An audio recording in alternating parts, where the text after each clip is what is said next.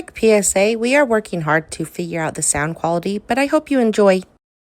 Hello, hello, hello, hello, hello, hello, hello, hello.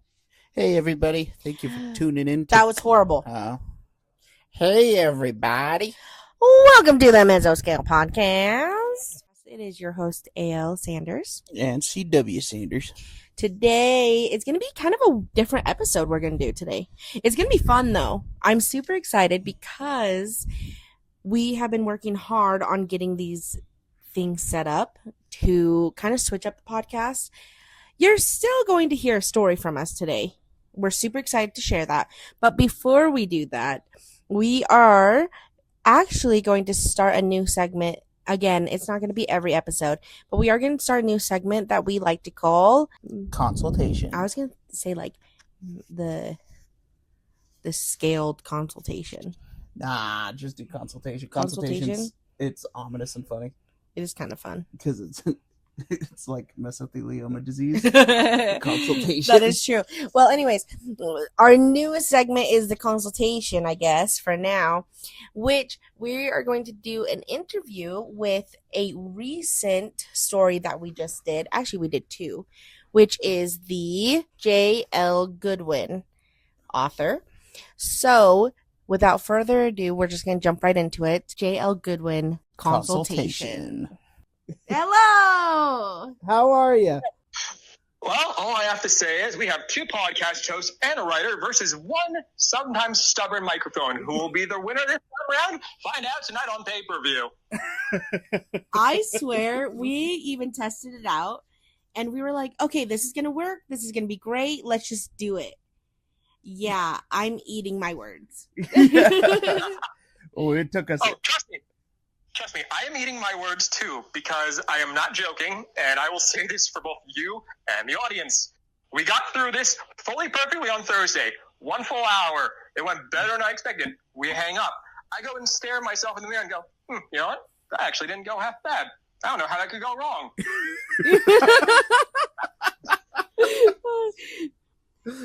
Our thoughts exactly. We're so... Notification. Oh, what's this? Right. Damn. Well, take two. Today we're going to be talking with J.L. Goodwin. He is the author of A Little Off the Top, the author of Late Night Laundry, First, Out of Season, So many more. Cannot go wrong. Absolute bangers. And JL, if you don't mind giving us a little introduction on yourself. Sure, why not? Well, first of all, my name is J.L. Goodwin. I go by the handle JL Goodwin 1990 on Reddit. I am 36 years old as of this past Thursday. I am living on the West Coast right now, but I originally came from, quite literally, as ironic as it is, the same sort of corner of the world as Stephen King, New England, New Hampshire, Maine, Massachusetts, Vermont, that little area. And I grew up basically like any other kid in the 90s, you know, all the things that come with it. And my love for writing, I'd say, came around starting actually when I was 5 years old, at least my first introduction with writing myself. And that came around because one day, and I think it would probably be fall of 1995, so yeah, I was 5 years old, my English teacher in elementary school, Mrs. Fernley, gave us the assignment to, here's a little picture book. I want you guys to go out. I want you to draw and make a story of whatever you want. Anything that you can think of, bring it, and then bring it back in. We're going to do some show and tell. Now, most of the time, this is the 90s, so everyone's going to assume, especially the teachers, that you're going to go out, you're going to have these 5, 6-year-olds come back with little colorful picture books about ponies or their pet dog, or even, because it's New England, a lobster or something along those lines. Well, for 99% of the class who came back, that was the borderline. That was what occurred. They came back with all the little fun little childhood things that come along. And then I step up to the home plate. My little issue was 5 days beforehand, I had ended up watching the movie Jaws. So what do? I make a picture book about the shark attacking the cage, adding in the fact that it actually eats the diver and swims away. And this includes pictures with little cardboard cutouts of paper mache of the shark eating the guy. So I think it's safe to say my love for horror started at a very young age. That's amazing. I love that. It's so good. It's better the second time around. It is. Oh, that's because I actually figured out how to phrase it properly this time. Oh man, it was so funny because I was like, when we first got going with the first interview, we did not have any sort of semblance of a schedule. I wrote one out and I sent it to JL like I think it was a couple days before, and I was like, oh, this is going to be so good. And then the first interview, it just did not. I just was like, all right, I'm just going to ask questions. So we were stumbling over. It did not help the fact that, one, you were as bad as I was with the ADD and ADHD when I was in high school. And two, I was stumbling over my words like there was no tomorrow. So, you know what, though? We felt the exact same way. So I'm glad that all of us came to consensus of that. But we are so glad that we were able to set up another time with you, be able to do this interview, and just have it planned out a little bit better for all of us. So a little bit more cohesive. So we got a few questions for you, JL, just to kind of get an idea of who you are as an author. Kind of what that introduction was great, though. Yeah, that's a fantastic introduction, and just kind of get. Thank you very much. Oh hell yeah, man! Like just kind of get an idea, your works, who you are, what you enjoy. Just sort of, kind of outlined questions that I mean I already sent them to you, so you already know what I'm going to ask. So, so first question, your personal inspiration. So what I mean by this is just like your mom, your dad, your grandma, your grandpa, whatever the case may be, just who personally inspired you to kind of continue pursuing this? Well, in terms of personal ones, well, of course, my mother is the number one off the top. She has been encouraging me to do writing since I was a teenager, actually since I was a child, so since the late 90s going to the 2000s. I'd also have to say a pair of family friends who helped my mother, since she was a single mother, raise me. I'll just give their first names, Anna Marshall. Lovely, lovely couple that came from England, moved over in the 80s, but they were from the silent generation. So a lot of my inspiration, and actually reluctant, well, not say it wouldn't reluctance, but oh shoot, I just screwed up my own phrasing. Oh, you're good, dude. No worries. See, ladies and gentlemen, this is what they say when it goes live. Things don't go according to plan. No, my receptiveness towards reading more older style psychological horror, suspense thrillers, a lot of that came from those guys because when I would go over to their house in Maine on the weekends, they would have a huge bookshelf in the living room. So I would always go and I would take a book down and I would read it.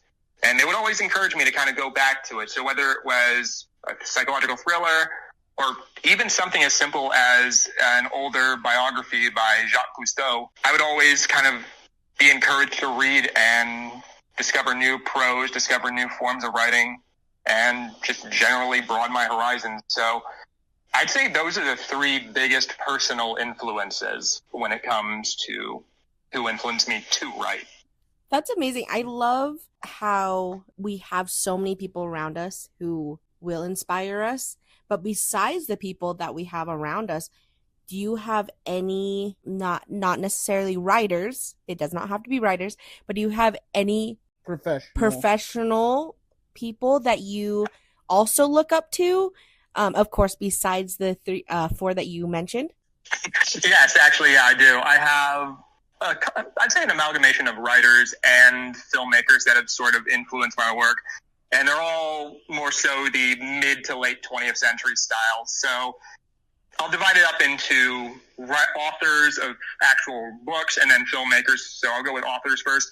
Those would, of course, be starting, of course, with a big one that everyone who reads my work can kind of infer it as is Stephen King, but I would say early Stephen King. So the late 60s with his short stories that were published in Cavalier and Penthouse, the Night Shift short story collection, Carrie, Salem's Lot, those kind of things. I'd also say another big one for the psychological side would be Shirley Jackson. So things like The Tooth, The Lottery, of course, Haunting on Hill House on The Haunting of Hill House. I can say that correctly, I hope. You also have Richard Matheson for like I Am Legend, The Stir of Echoes, Hell House, The Shrinking Man for the sort of science fiction and really tenseness, the really tense suspense buildup.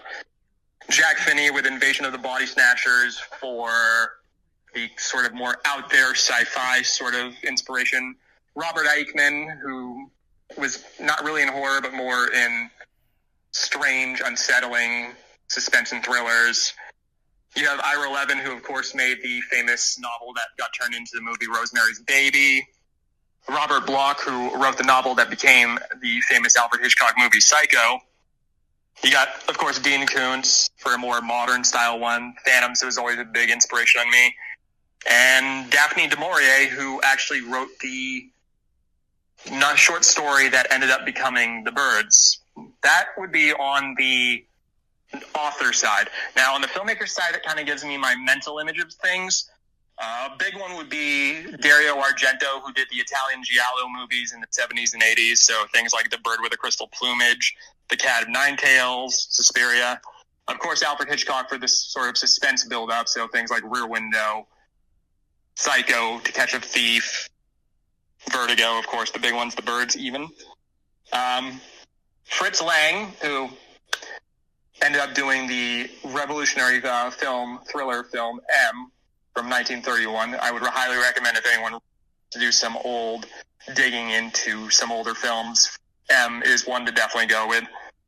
Henry Georges Clouzot, a very revolutionary and very high respected French filmmaker who did Les Diaboliques in 1955. Are there any more I can think of? Off the top of my head, no. I'd say those are the same. And I will reuse a joke that I made from the first one. Given the age range of people who are going to be listening to this podcast, there's going to be two distinct groups. There's either going to be some people who go, aha, I know these people. There's going to be also the group that are just going to stare at their phone screens or their computer screens with the most blank look on their face going, I have no idea who any of these people are.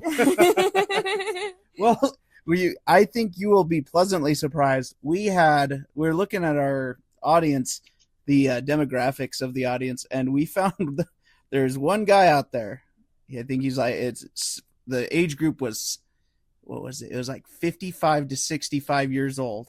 And I'm sure that one guy, he's got a leg up. Get some of them. He's going to go, wow, I don't believe it. There's a 36-year-old writer out there doing these inspirations. Yeah, we're about as mind blown as you are. But yeah, so those are all great examples of just kind of, you were sort of a product of the environment that you were sort of hatched in. Do they play a big role in the stylistic way in which you compose your stories, or are they more inspirations for plot wise? I'd say it's maybe 50-50. Most of the time I will kind of derive, since of course my training as a writer comes from my reading of these stories. So a lot of my prose, a lot of my verbiage, a lot of the pacing, the flow comes from the same sort of style that these guys did, which is what kind of sets these newer stories apart from the older sort of first person, no sleep internet horror style that I kind of forced myself into when I first started out writing internet horror about 3 years ago.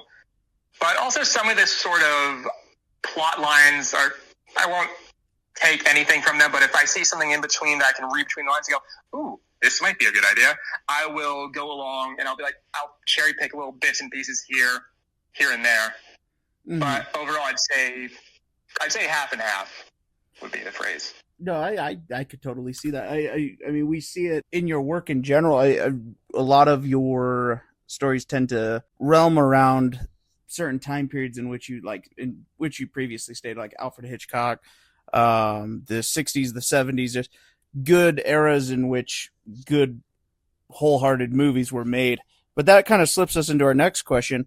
What is your favorite type of horror? Ooh, see, that one is difficult because I do have quite a bit.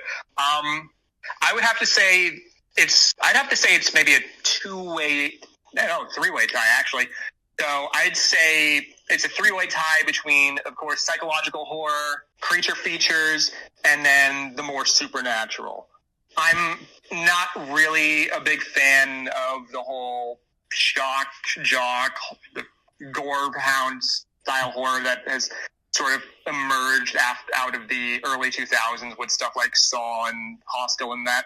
That was never really my bag. I'm more into purposeful horror. I'm more into horror that actually adds to the narrative. I don't really want, when it comes for me at least, I don't want my readers to be shocked and have gore shoved in their face, or for that matter, even sex shoved in their face for the sake of it being in there. If I have something like that, like those old authors, I want it to be part of the narrative. I want it to be what helps flow the narrative along. Mm-hmm. And those era styles did that. And that kind of is what kind of, I'd say, sets me apart from other authors that you'll see on Tales from the Creeps or Scary Stories or things of that nature, because for a while, I kind of gave in and started flowing along with it, but I sort of put my foot down recently and go, no, I don't want to do this anymore just because it's what is trending online. It's what everyone else is doing. Yeah, no, I totally agree with you. I think what we see a lot of lately, especially like being that we kind of do this, we've been doing this a lot more frequently in reading people's stories.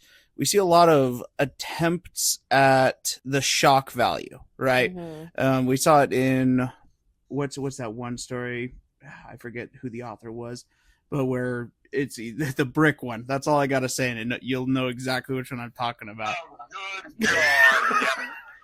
That would be Elias Withrow, if I remember correctly. Yeah. It's just like to what extent is that actually necessary? So I agree with you. I reading your stories, and I think that's what a lot of what drags in that sort of creature feature film, and what adds to it is the fact of how slow but steady, how evenly that pace is set.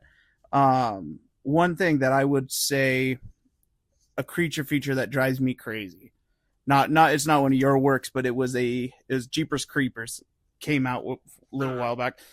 I think that was the biggest fumble of cinematic history when they revealed the monster, and that's might just be a personal opinion, but man. Well, I'll be honest, I have seen that too, and I kind of agree, especially because there was a deleted scene in that film which was supposed to lead up to it, which actually had the creature speak to the two teenagers at the house where the old lady goes in. That's all I'm going to say, cat lady. Yeah. That was actually supposed to go in, and it was supposed to build it up more.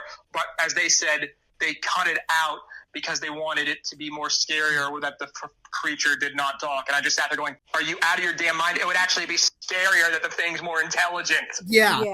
It adds to that. Kind of like, okay, here's a good example. In your story, when the creature in Late Night Laundry, if you guys haven't listened to it, we cover it in phenomenal. Banger. Total banger. It's in the second episode, but so if you haven't listened to it, give it a listen. But in the second story of in the Late Night Laundry, the creature reaches in and flips the toggle switch of the light switch. That one fucked with me. I'm not gonna lie. That was such a creepy kind of feel to it. So yeah, like it adds a level of an intellect to the creature feature, which just kind of turns it into more of a like, oh, this is going to take a lot more than just guns and glory to survive. We're going to have to trap this thing. Yeah.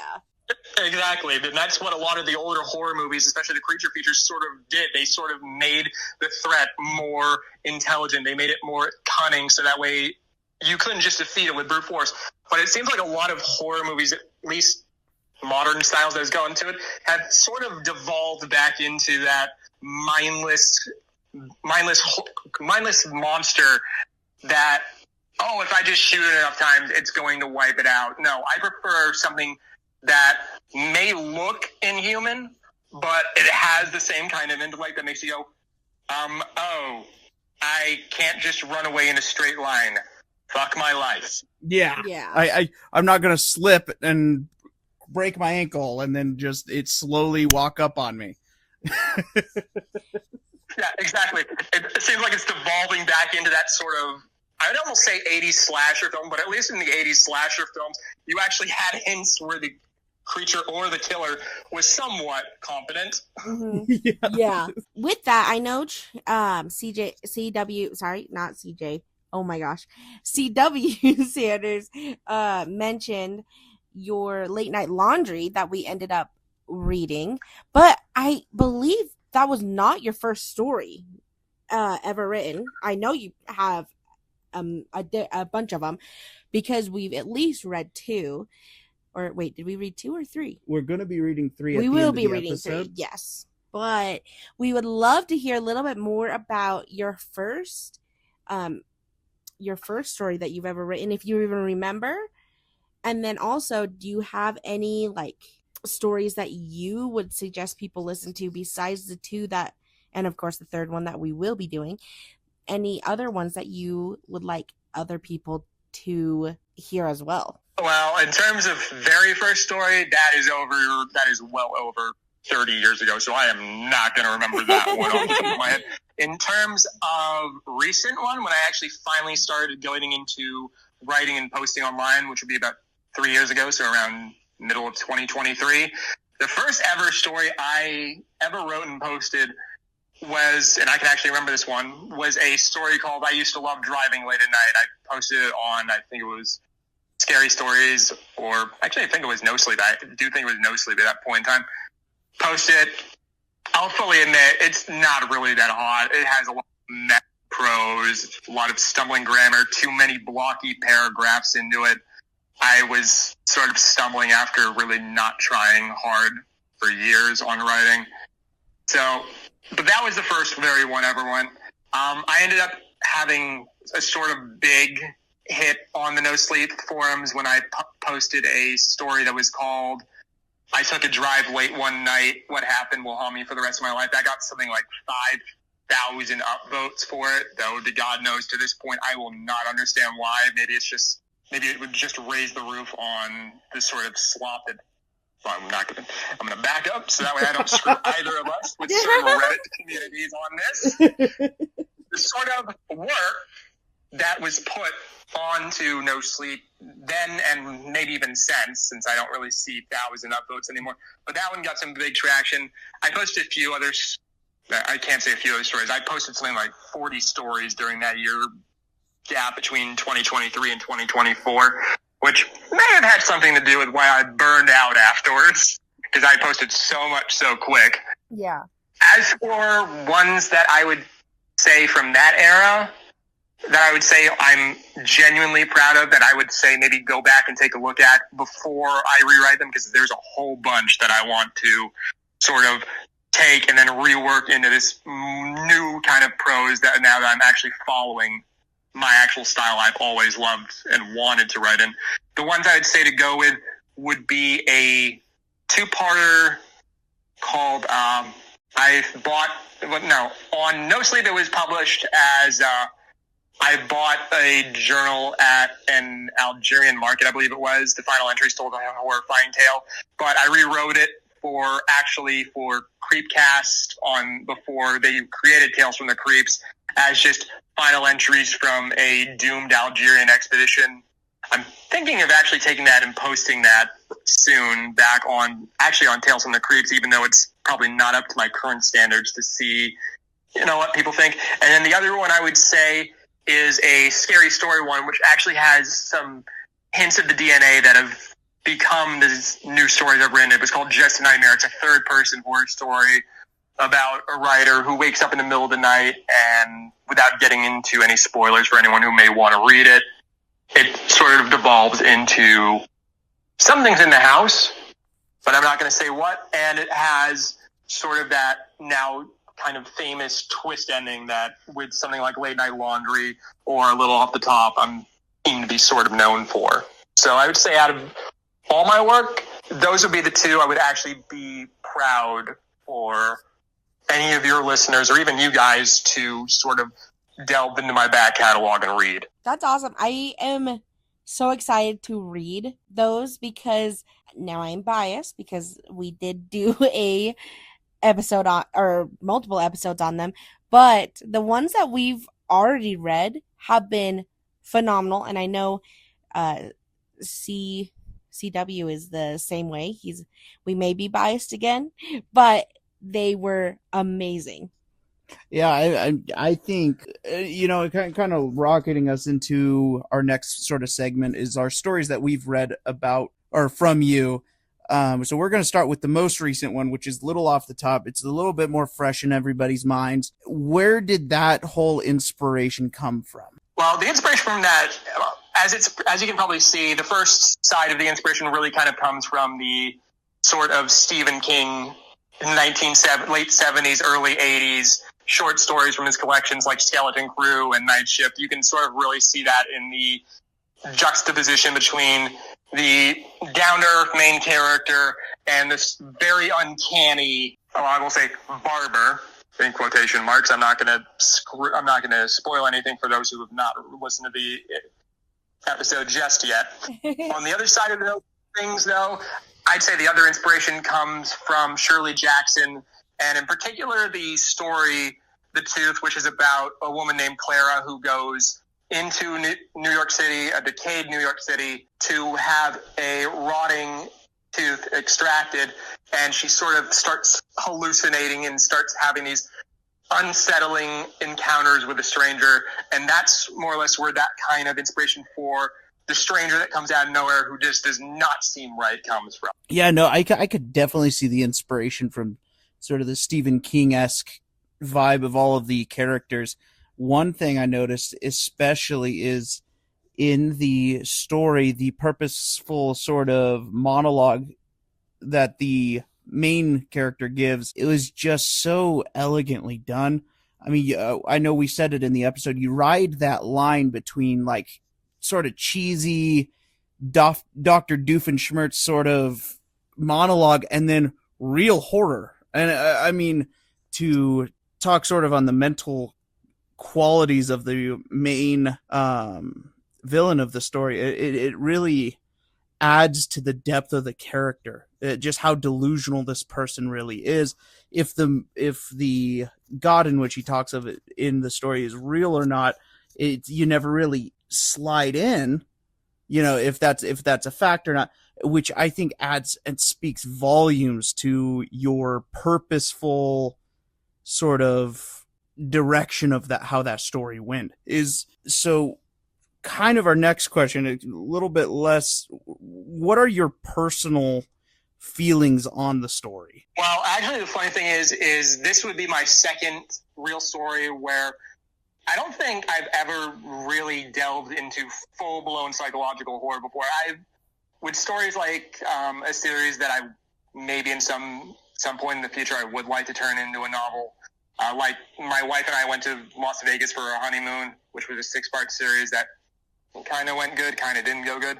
I got into the thriller suspense style, but I really wanted to try my best, like I did with another story out of season, which we'll probably get into in a minute. But with those two stories, I really wanted to try and flex my creative muscles. I wanted to see if, one, I could kind of create an amalgamation of the two sides of me when it comes to psychological horror that I like, that 1950s and 1960s prose and writing and slow burn build-up, combined with that sort of tropey, almost cheesy Stephen King early short story mix-up that he had. And I feel like I did pretty well on it. There are some things I feel like I could go back and maybe for an actual short story collection I could probably improve, maybe create a little bit more good pacing, things like that nature. But as it stands, which I will add the fact, and this may surprise you and your listeners, the fact that not just a little off the top, but all the stories that you guys have read so far of mine are essentially at this point first drafts. They're basically, I wrote this in 6-7 hours, finished it, did spelling and grammar check, and then the next day put it out. Yeah. So with that in mind, I'd say I'm actually fairly proud that I managed to, in my mind at least, kind of get that sort of psychological horror that I wanted to see if I was even capable of in the first place. That is super impressive. I know my first drafts are barely fucking legible, let alone to that level of prose and that level of lack of grammatical mistakes. That's insane, dude. That is really insane. Well, I'll tell you this much: the whole reason why I'm even at that point this anal about my prose and my grammar and my story structure is because, and we mentioned this in the first interview, about a year or so ago, I ended up having a 6-part, I think it was, series of mine called "My Crew and I Are Stuck Aboard an Abandoned Ship," featured on the podcast Creepcast, and I have basically for the rest of my existence since that last year when they read it and that episode came out and I watched and listened to it, where I suddenly felt completely horrified at the back half of that story when I suddenly started seeing my own glaring grammatical and prose errors, the unholy repeated verbiage of "my spine was chilled, I screamed, I ran, oh hey, here's a Scooby-Doo fucking moment." I am not doing that again. Never again. It may have gotten a lot of people a huge laugh with how much Isaiah completely lost his mind and just devolved into a complete insane laugh fit over that one particular moment. But after watching sort of Hunter just completely mentally break down and Isaiah sort of go slowly from "I really like this" to "I don't think I like this as much anymore" as it went on, it sort of just gave the mental knife to me that every time now I try and write, that's in the back of my mind, and I go, no, I am not repeating my mistakes. I am going to do this, even if it's a first draft that only a few people or no people see, I am going to get it right. So when I go back again for my edits and my redos for the second and third and final drafts, I don't have as much mess to clean up. Yeah. No, I totally understand that. It's so hard to, especially when you're writing your first draft, to sort of slip in cool banger lines that are going to land. And like you have, like I don't know about you, but for me, I'll have these really, I think, baller ideas. And I'll think, oh my God, this is so cool. And then I'll write down the line and then it comes off as some like cheesy Reddit mod sort of something to say, you know. It sucks because then when you're going back through and you're like, well, fuck, now I got to figure out how I'm going to edit this. It like cutting out that sort of line, it hurts. I mean, it hurts. I don't know. Do you ever feel the same way? Oh, absolutely. I've had so many moments where I will be sitting there and I'll just be sitting on my couch with my laptop on a desk table in front of me, and I'll go, yes, this is so damn good. I'll type it out.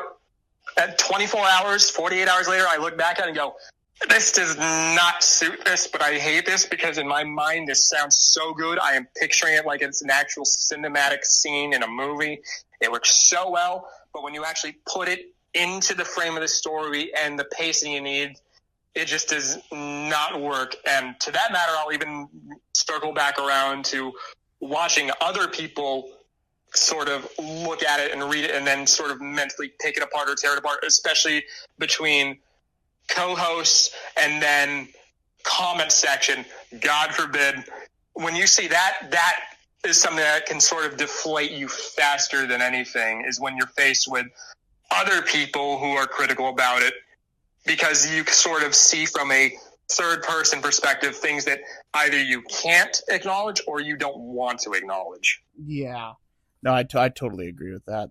It's rough. I mean, especially I have a buddy, or there's one time and I forget what I was doing, but I had gotten hammered, and I was hanging out with my friends, and I opened up my story, and I guess that night I just wrote, and I remember writing like I was writing with a quill on fire, dude. I was rolling with it, I open the document the next day. Like, I wrote probably 10,000 words, and I had to erase all 10,000 words. It's just so nonsensical. Absolutely. Oh, God help me. I have done the same thing when I'm drunk. But I will actually also say you sort of also have certain issues like that when you write. And I can't speak for you with the way you write because it's very different than mine. But with mine, I also have the issue of, because of my sort of writing style, because of my influences and stuff, God help me, I never want to put any of my work through an AI detector, because all of the influences I've had have sort of been put into these AI detectors and AI processors, that the second you get something written out in that way, it spits it back at you with a 60% AI detected, 77% AI detected. For example, out of season, I put in through a detector last night, and it came back at me with, I am probably sure this is 77% AI created. I just sat there and went, I'm sorry, excuse me? What? Dude, I typed a question in the other day, and it was about an AC unit because I do HVAC for my full-time gig. And I asked it a question, and it goes, yes, this is the answer. And then I was like, that's wrong. And so I type it and tell it, I wrote it, that's wrong. And it goes, oh, yes, that is correct. I'm sorry. I just have certain algorithm in which I have to lie in order to sound more agreeable. I was like, what the fuck are we doing? I need an actual answer. I don't want you to be agreeable. I want you to tell me the facts. I am. I'll say the one bad thing about this whole explosion of AI is that, yeah, it will sometimes catch authors who do use AI to basically create the entire draft. They don't put anything in. They just put in, here's the prompt. I want you to write this. It writes it out. It spits out, and then they just slap their name on and put it out there. I know they had that author a few months ago who had a indie published book picked up by a major publisher, and the New York Times was able to figure out it was majorly AI written, and the author more or less admitted it, even if they denied that they had done it themselves. They made some excuse about how their editor of the self-published version used AI correcting on it. But on the other hand, it is sort of a double-edged sword, because when someone like me comes along who has a certain writing prose, who has a certain flow to it, who has maybe not the most burstiness that modern writers do, I use a lot of the grammar and punctuation, so M dots, semicolons, should that matter, in the way they're properly meant to be used, suddenly it gets lumped in with everyone who does use it, and it's sort of throw the baby out with the bathwater. Yeah, no, I totally agree with you. It definitely it diminishes your writing in a sense, because now you're competing with a computer. And so if you're talented in that sense of using a certain prose or using a certain stylistic vocabulary, it flags you so hard. And so I remember there was someone who told us, and I don't remember if it was you or one of our other viewers, who said that, hey, don't use AI. It was our very first episode, and he's like, hey, don't use AI because they use AI checkers use AI to check for AI, which is crazy paradox. Yeah. You had another person say that, but I also had told you that basically almost around the same exact time. So that you got it doubly. So yeah. So it's like, it's something that I think it's totally unfair. And to all of our viewers, don't be an asshole. If you can't write, hire a ghostwriter. There's people that do it for you. He can write for you. Or she can write for you, whoever the case may be. Don't be an asshole. Don't waste people's time by using a computer to just create your own world. Create your own world. Use your imagination. That's what we're here to do. And if you do use AI, just don't. It's not worth it. And more to the point, I'll add this as well. Don't also mindlessly go around and accuse anyone who has a proper form of grammar, who writes in a certain way. Don't accuse everyone willy-nilly of having written with AI. just because it has these certain markers that maybe the AI use, but also if someone is classically trained as a writer, they're going to do the same thing because it's what they were taught to do. Yeah. Yes, I totally agree with that. Totally agree. Well, moving on to sort of our next question. You briefly covered this. For Little Off the Top, how long did it take you to write Little Off the Top? That took me roughly about 6 to 7 hours. I started maybe at about 9 o'clock at nighttime, and I finished up right about 4 in the morning for it. Wow. That is so impressive. That is very impressive, especially for, and not saying anything about anybody's work, but for how good it was, like, that's impressive to me. Yeah. That is, dude, it takes me, I'm not even joking, it probably takes me weeks or months. Yeah, about a month to get a short story out. Yeah. It's about 10,000 words because it's like going through, making sure everything's like where I want it. Like, I produced a book or a story, What Lies Within the Fog. Dude, that one took me days, weeks, months to just get the idea. So the fact that you're writing this in 6-7 hours is insane.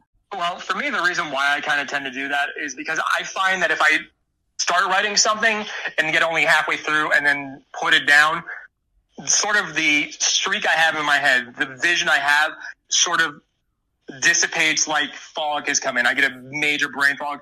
And so what I've basically learned and taught myself to do is if I have the entire story in my head of how I want to write it, where I want to set it, what I want the characters to do, I just sit down and in one sitting knock it out. So that way, even if it's not the best, even if there's some screw-ups or hang-ups with it, I have the entire thing there, so I'm not halfway done and it's just sitting on my hard drive for the next 6 years because I lost the motivation or the vision I had initially. Yeah, no, I totally get that. It allows for you to have one solid stream of thought. And so now we're going to kind of go into a segment that we personally thought would be helpful to authors because we don't want to put you in the same boat where you were kind of in with some of your other work where you weren't able to kind of defend it. Do you feel like both of your scores that we've given you for Little Off the Top and Late Night Laundry, do you feel like those were fair to you as an author? Yeah, I would, especially, and the one thing I was happy about was AL's sort of critical stopping in the middle of this, well, not even in the middle, at the start of the story, and asking you about the prose, about the amount of commas, the semicolons, the M dashes and everything. I was actually happy for that because younger people, younger audiences under maybe even I'd say 40 or so, are going to have grown up with sort of the Harry Potter, the Hunger Games. I know I'm broad stroking here, but even in horror, the more modern prose, the more modern writing style, and they're not going to be familiar with these kind of styles, and their mind is immediately going to, why is this like this? Is this person making a mistake? So the fact that she pointed this out and then was sort of given the information you had, since you read a lot of the older styles, was good because it's going to not only help her to kind of understand other authors that maybe come along, it'll help anyone who listens to it to go, oh, this was actually how older styles of writing, say maybe 70, 80, 90, even 60 years, maybe even as early as 40 years ago in the 80s, were written. So it was fair and it was also informative. So I'd say on both stories, I am happy with the score and I'm also happy with the comments you guys had for them. Awesome. Well, we're happy, and we always strive to kind of make everything fair and make everything accessible for our viewers. And you know what I do love too is I love that we're also opening the eyes of viewers to all the different ways that you can write. You don't have to stick with the nowadays feel of this, or this. You can go back in time. You can do that. But then also, if it doesn't work out, then go into, newer styles. And I love the fact that we're able to bring that to people's attention. Mm-hmm. And so I'm glad that you like the fact that I question it so much, even though I didn't mean to. I love that though, because I do feel like, again, I feel like sometimes I'm also kind of dumb when it comes to writing styles, but I love the fact that we're all here learning different ways. And so that's been really fun, at least on my end, to see that with the audience and see that with the writers. Mm-hmm. One thing we wanted to know, and this is kind of a change up from our first recording, and I think we might keep it depending on how good it works out, but what sort of your own sort self little ego stroke for you, what is your personal score that you would give Little Off the Top, and then why, and then for Late Night Laundry for the same thing?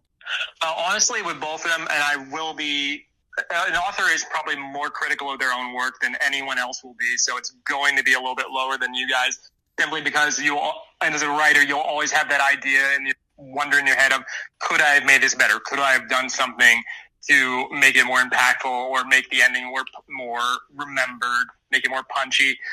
I'm going to say none of my work will ever be perfect. I can't ever say that to myself because I will stop trying to do better with each new successful story. I'd say a 4 for each of them. So very good, especially compared to what has come before. But it's not perfect because I am fully going to self-confess. I'm not Stephen King. I'm not Shirley Jackson. I'm not Ira Levin. I'm not Richard Matheson. I'm none of these amazing, talented authors from decades and centuries and years past. I don't want to equate myself to them because I don't want to give myself too much of a swelled head. So I will say a 4 for both. Gotcha. Well, we'll swell your head for you. We think, in our opinions, 5 is a perfect story. That is everything that we expected going in, everything that we wanted coming out of it. Maybe some nitpicking to here and there. It's literally our criteria for a 5 is if we start nitpicking, that's when it's a 5. Yeah. When we have a problem with the plot or anything like that, it automatically devolves it to a 4. And then going down. That's the thing, though. Is we had no issues with it whatsoever. And the best part is you'll know, and we said this last time, but you'll know that because if you know me, I am a blunt person. Critical person. I'm very, I don't mind being that way. And so you'll know that if I really, really enjoy your story, I will shut up. You will not hear a peep from me. And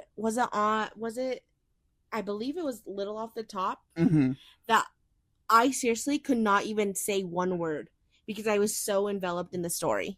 I feel like... Yeah, I noticed that. I noticed that because Late Night Laundry, you had some little tidbits that you would throw in every now and then, like, oh, God, or oh, fuck no.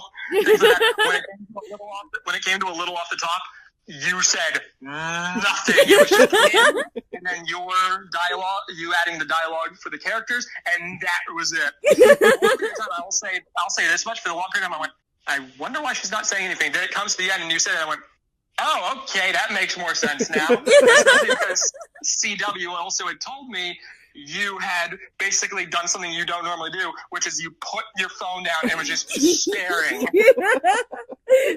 I seriously, like, even to the point where I, like, forgot that I had dialogue lines.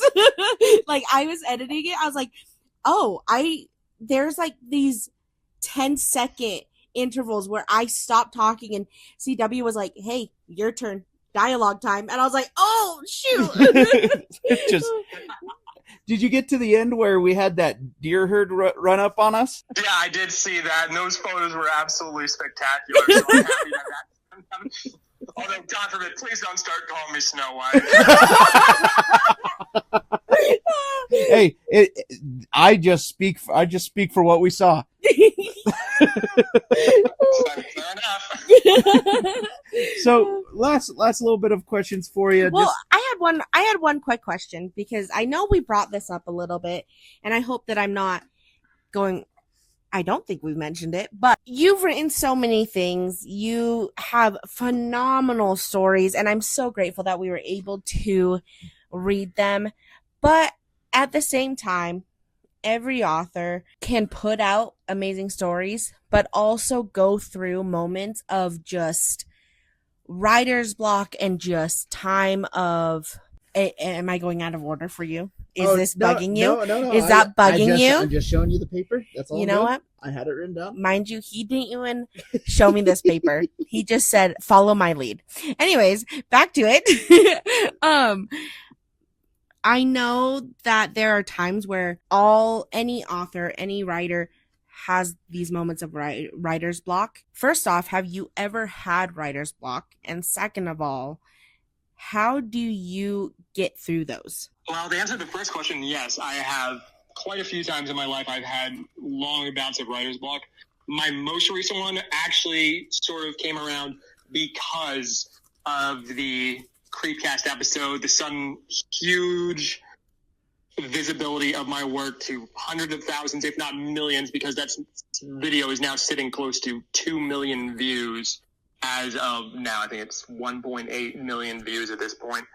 But when I was confronted with that sort of critical reception, and especially in the comments, the extreme negativity when it started coming down to with stuff, with people tearing into it for just negativity's sake, rather than any sort of constructive criticism, that I will fully admit caused a major bout of writer's block for me, because I mean, when you're a amateur writer and suddenly you get that sort of visibility, you get that sort of traction suddenly coming your way from one story, and in particular a story that is not really your best. It could have been good, but it fell off at the end. Mm-hmm. It's hard not to sort of fall into that writer's block, because suddenly you have not just a wave, you have a mountain of probably the sort of things that published authors go through every day, but you are not prepared for it in the least, because you're just somebody who writes stories on the internet who may want a career out of it, but you're not there yet. So that first huge taste of it is sort of like a bucket of cold water to the face, or in some cases even just a bucket itself being thrown at you. And that stuck with me probably for the last years, actually probably even close to about a year since then. I think during that interim, I got out 2 stories, and neither of them I didn't think I was really that pleased with. I went, I'm not a fan of this. Mm-hmm. And it took me until this year really to get back to it. And sort of the only way I really got back out of it was I made a conscious effort at some point, because my mother and I had some of my friends ask me, hey, when are you going to get back to writing? Have a gift and do this. And I sort of had that kind of crippling self-doubt for that whole time period. I just went through about my life. And the only way I got through it was, first I started doing these little vignettes, these little stories that will never see the light of day, just trying to stir the creative juices, trying to flex the muscles. Then I came back and actually went and wrote down a story which got posted to Tales from the Creeps about 3 months ago, but it was in more of that sort of internet first person, no sleep horror style one that gets all the upvotes and everything. It got some upvotes, but I wasn't really pleased with it. I wasn't actually happy with the work. It just felt like I was going along with the trends for trend's sake. So what really sort of broke me out of it was finally deciding, you know what? I'm done with this. Maybe it got me some good traction in the beginning. It got me some good hits online. But this is not the kind of style I want to write. This is not what makes me happy. This is not what brings me that kind of passion and joy. So what I'm going to do is I'm going to go back to my roots. I'm going to go to those old authors from the mid-20th century, the 50s and 60s, and I'm going to start writing in that style. And first was ironically, the first story in that style that I wrote. And I kind of seemed to really start kind of clicking. I perked up when I was writing. I went, oh, this is actually not that bad. I think this is actually pretty good. I got through it, posted online. People seem to kind of like it. So then Late Night Laundry was the next one. And it sort of just started escalating from there until now I'm here with Top is the most recent one. I have 2 stories kind of ticking around in my head that I want to do next. And the way I was able to really break out of it was coming to terms with the fact that not everyone's going to like my style. there are going to be people out there who are simply going to either, one, not have the attention span, or two, just not be into the sort of prose and writing of last century, that they're going to say, yay, and run to it like it's some New York Times bestseller. And as soon as I was able to kind of knock that sense into my head, it allowed me more or less to kind of break out from the writer's block. And the only takeaway I can really give to that is, when you are a writer, your own doubt and your own insecurity can be your worst enemy, more so than any critic or review that ever comes your way. Mm-hmm. I totally agree with that. I think you are your biggest critic, but writer's block it can be caused by anything. For us, or for me anyways, I had a big writer's block way back when our apartment was caught on fire, killed our dog. Did you have to bring up the bad? I had to plug it. But that being said, it's like anything can kill it. Anything. And I think what you're saying is perfect.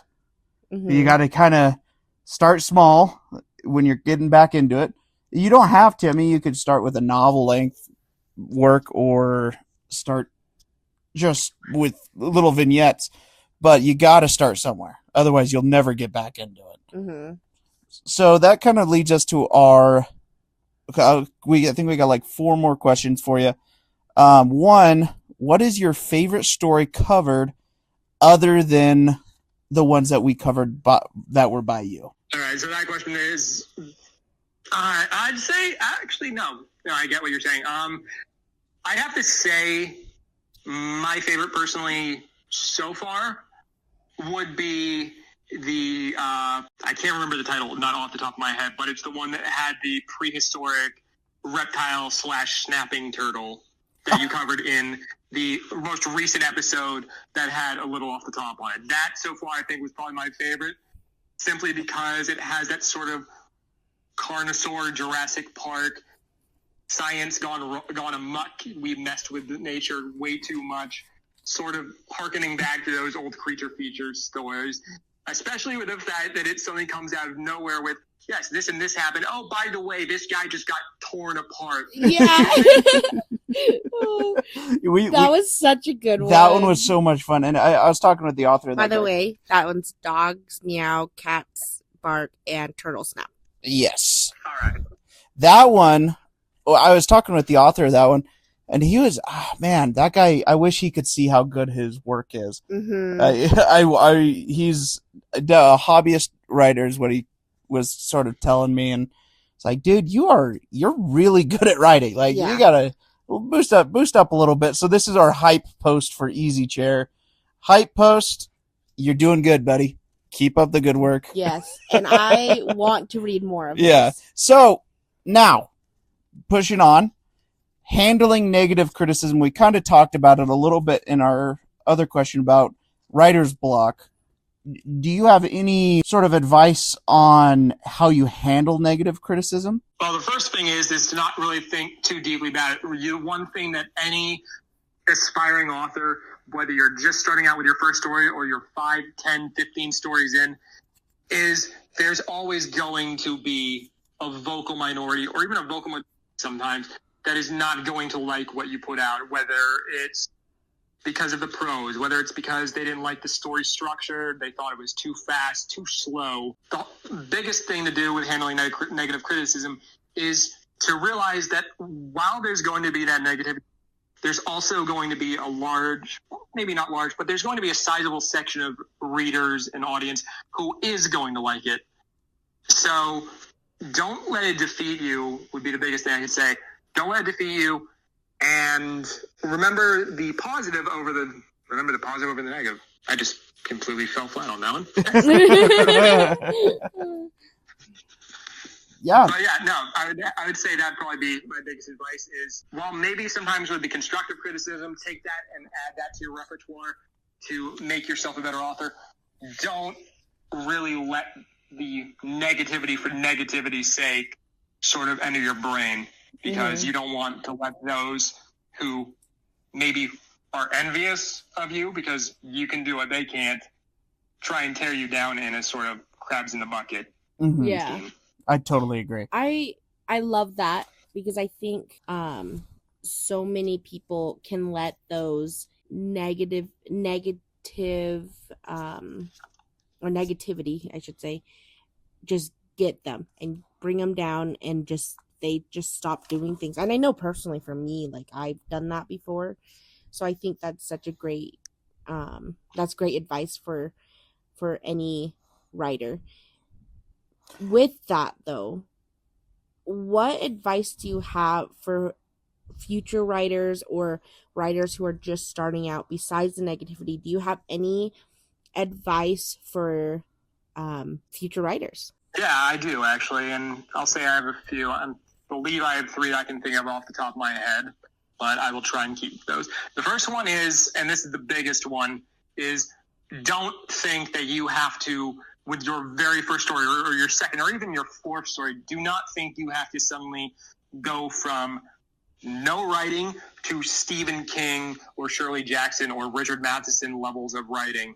Don't think that you have to be immediately a New York Times winning best-selling author with your prose, with your grammar, with your story structure. That is the quickest way in hell that you will fall apart and you will flop and you will fail because you put that much amount of pressure onto yourself. The second is to write what you want. Don't follow trends. Don't, just because you see something on Reddit or you see something on the bestseller list taking off, don't just follow that and go, okay, I'm going to do this because everyone else is doing that.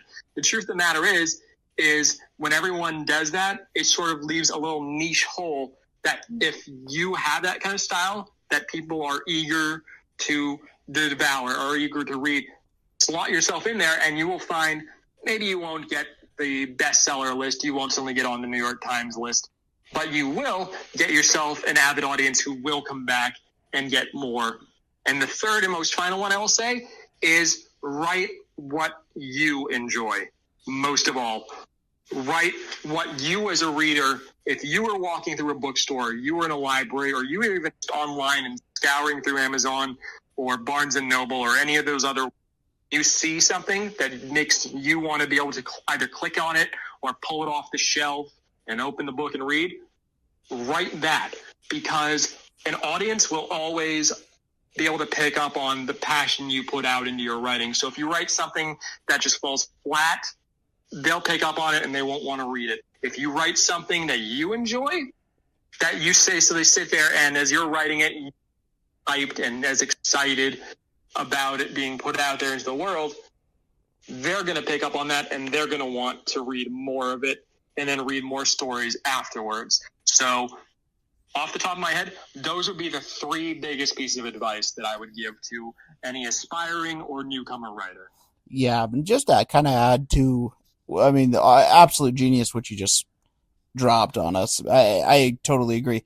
Just remember, there's an audience for everything, and so if you get discouraged by seeing someone even put out a relatively similar idea than you got to kind of disconnect from their story.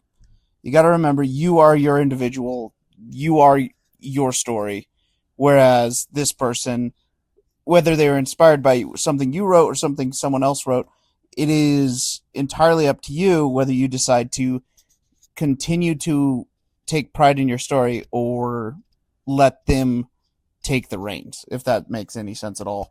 Mm-hmm. Now, Go ahead. the last question. Do you have any more questions? I have the last question. Okay, hold on. Oh, yes. Do you have any more advice for the show? As far as you want certain stories read, certain author shout-outs that you want Maybe us to do? correcting CW for his poor editing on episode 2. Besides that. Wow. Wow. That is off the cap. She's shooting in the audience right now. I just want to point out, I edited episode 3. Episode 3 was really good. Besides the one little part that I forgot that I know you guys talked about, I feel like I did pretty good. I will say, Okay, well, we're not asking for your advice here. Yeah, I know. I just wanted to point that one out. Just mentioning that, giving JL a possible choice to An do. edge on the competition. Well, for the sake of actually reappearing on this show again, I am not going to take favorites. Thank you very much.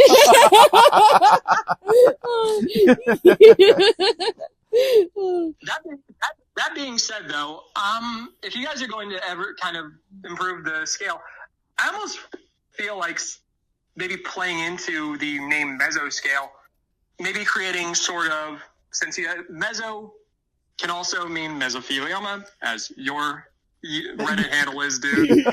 But also means also like the Mesozoic era.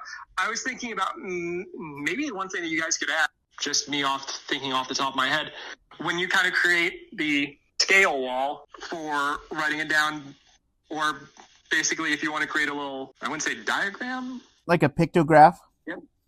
Or a pictograph, like if you at the end of each tale you basically want to have a little image of the story or a name or a little dot being stuck into it. Basically make it sort of like the Earth with different layers, where 5 is the furthest to the surface and 1 is down at the bottom. Okay, I see what you're saying. Sort of with little images like dinosaur bones and stuff like that to kind of, I don't know, maybe give it a sort of unique spin for you guys, because every podcast needs a sort of unique spin. They need an edge. They need their own sort of nook and cranny. And that could actually be something you guys could play into. But again, that is just my 2 cents. I am not a podcaster, and I probably never will be, because I may have done okay with speaking here, and the audience will pick up on that. But half the time, I am an absolute wreck, and I am more quiet than anything. I feel that. I understand 100%. Luckily, I have a thing called being off my meds, which allows me to lose my mind. And luckily, I am the organization person who can at least get some of these things done. So, thank you so much for the advice. I mean, that's all. We're always looking to improve our show, help out the readers to kind of feel more, or help the authors feel more attached to their work. Because ultimately, what we're trying to do here is remind authors that appear on the show that you guys are professionals. Mm-hmm. You guys are people who have written books or written stories, which is something that not a whole lot of people are capable of. And being that you guys have been able to cultivate an entire world in your mind and set it on paper, that is a talent in itself. And just remember, you guys are professionals. You guys are authors. You guys are, I guess I just repeated, you guys are professionals in the field. You guys are authors. You guys created. You have repeated it. I know. I just want to want to sort of nail that in the coffin. In the coffin, so to speak. allow that to sort of settle, because I know a lot of us, and I'm sure I could speak for JL and I when I say a lot of us don't feel professional. Wow, am I just chopped liver? You haven't written a book. Yeah, I'm just more here because I'm married to this guy. And I bring commentary. You're welcome, everybody. But all that aside, you are, like, we tend to forget that we have a talent that not a whole lot of people have. And so, JL, do you have anything that you'd like to add to that sentiment? No, actually, I think you put that well enough, considering that me, myself, I hate to say it, I'm, as much as I appreciate it, and I do have 3 stories out there in a anthology collection that did get published about a year or so ago. Not the best ones, but still published. I'm not going to feel really fully professional myself until I get my own first personal short story collection novel published out there. That's just me, though.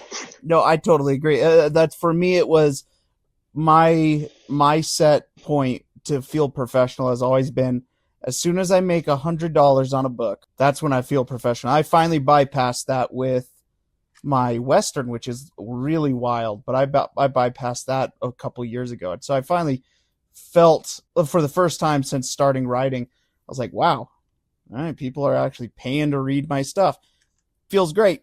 and I want everyone who writes and listens to this podcast or posts their stories online. Remember, you are capable of greatness. You are your biggest critic, and if you don't put it out, that's on you. You guys need, remember, there's an audience for everything. And we say these things because they are things that, although we know, we tend to tell ourselves the opposites. So last one, and Ale wanted to take the lead on this one. Now, I know we lost the audio for last time, but I feel like we're all pretty funny. So I told JL to come with we talked about this, to hopefully come with a funny joke or a dad joke. So I'm hoping that you could end this segment with at least one dad joke. Oh boy, you're going to get a dad joke, all right, in that case. All right, this is probably going to be one that everyone remembers. But what is a skeleton's favorite meal? Uh-oh. Spare ribs. I was going to say, I have no idea. Yeah, I've never heard that one before. That's a good one. All right, slick. Okay. Well, with all that being said, don't we get to say ours? Oh, you want to say one? Well, do you have one? That's so funny. Do you not have one? See, this is going off the skeleton jokes. Okay. What is a ghost's favorite dance? What? A boogie. That was stupid. Come on. Yeah, you still Damn laugh. it. All right. And then mine would be one that we had these two skeletons. They would always talk, and they always said that, like, it's a Halloween decoration, and they would always talk to each other. And they would always say, where does a vampire store his money? Where? The blood bank. Damn it, I knew that one. Yeah, that was pretty bad. And you said mine's bad? Yeah, no, that one's bad. But I'm not taking ownership of that. My major deflection was on purpose. All right. Well, thank you so much, JL Goodwin. We are so grateful that you were able to do this this segment with us. Is there anything else you would like to say to us or the audience before we let you go? Well, to you guys, hopefully this is not stepping on too many toes, but I have heard a little birdie say that there may be a story that gets attached to the back of this interview. A certain story I am a big fan of, probably one of the 4 that I've written so far that I am the happiest and most proudest of, and I am really looking forward to and hoping that even though it may be the slowest and the most old style prose and grammar and pacing, I'm hoping you two, well, I know CW liked it, but I'm hoping you, AL, will also end up liking it. Whether or not it gets a 4 or 5, I'm fine with either way, but I'm hoping you guys at least enjoy it. So that would be to you guys. To the audience, I'm going to say I hope you guys have enjoyed the podcast for these guys so far. I hope for those of you who haven't heard my work, I hope that you continue to like what I put out. And to those of you who may be learning about me, I hope that I might actually bring you something to be enjoyed with, something that you can sit back and listen to these guys tell on an afternoon, whether you're working, whether you're at home or any place. I hope you enjoy it. And to the fellow writers out there, you're not going to get anywhere unless you try. So keep on writing and keep on posting. Hell yeah. And to quote you from our last interview, to everyone out there, stay scaled. Stay scaled, peeps. Alrighty. And that has been JL Goodwin. Thank you so much for joining us, man. We know you got a busy schedule. We already technically did our introduction. Yeah, thanks for the second part of the show. Yeah, thanks for joining us again. I should preface again. And we have all the audio, so fingers crossed everything goes together. Otherwise, you might be joining us for a third. By the way, he just jinxed us, so that's on CW. CW, please. Not that we don't love hearing your voice, but you're always fun to talk to, so that's a good thing. All right, JL, we'll let you go, but thank you again so much. We will hopefully be able to read some more of your stuff soon, but for now, we'll let you go. Yeah, thank you so much, man. Thank you guys for having me. It's been a blast. You be safe, brother. J.L. Goodwin. J.L. Goodwin. Ow! Like the O'Reilly's theme song. Oh, J.L. Goodwin. Reading it. Ow! You're welcome. I hope you really enjoyed that. I bet he does.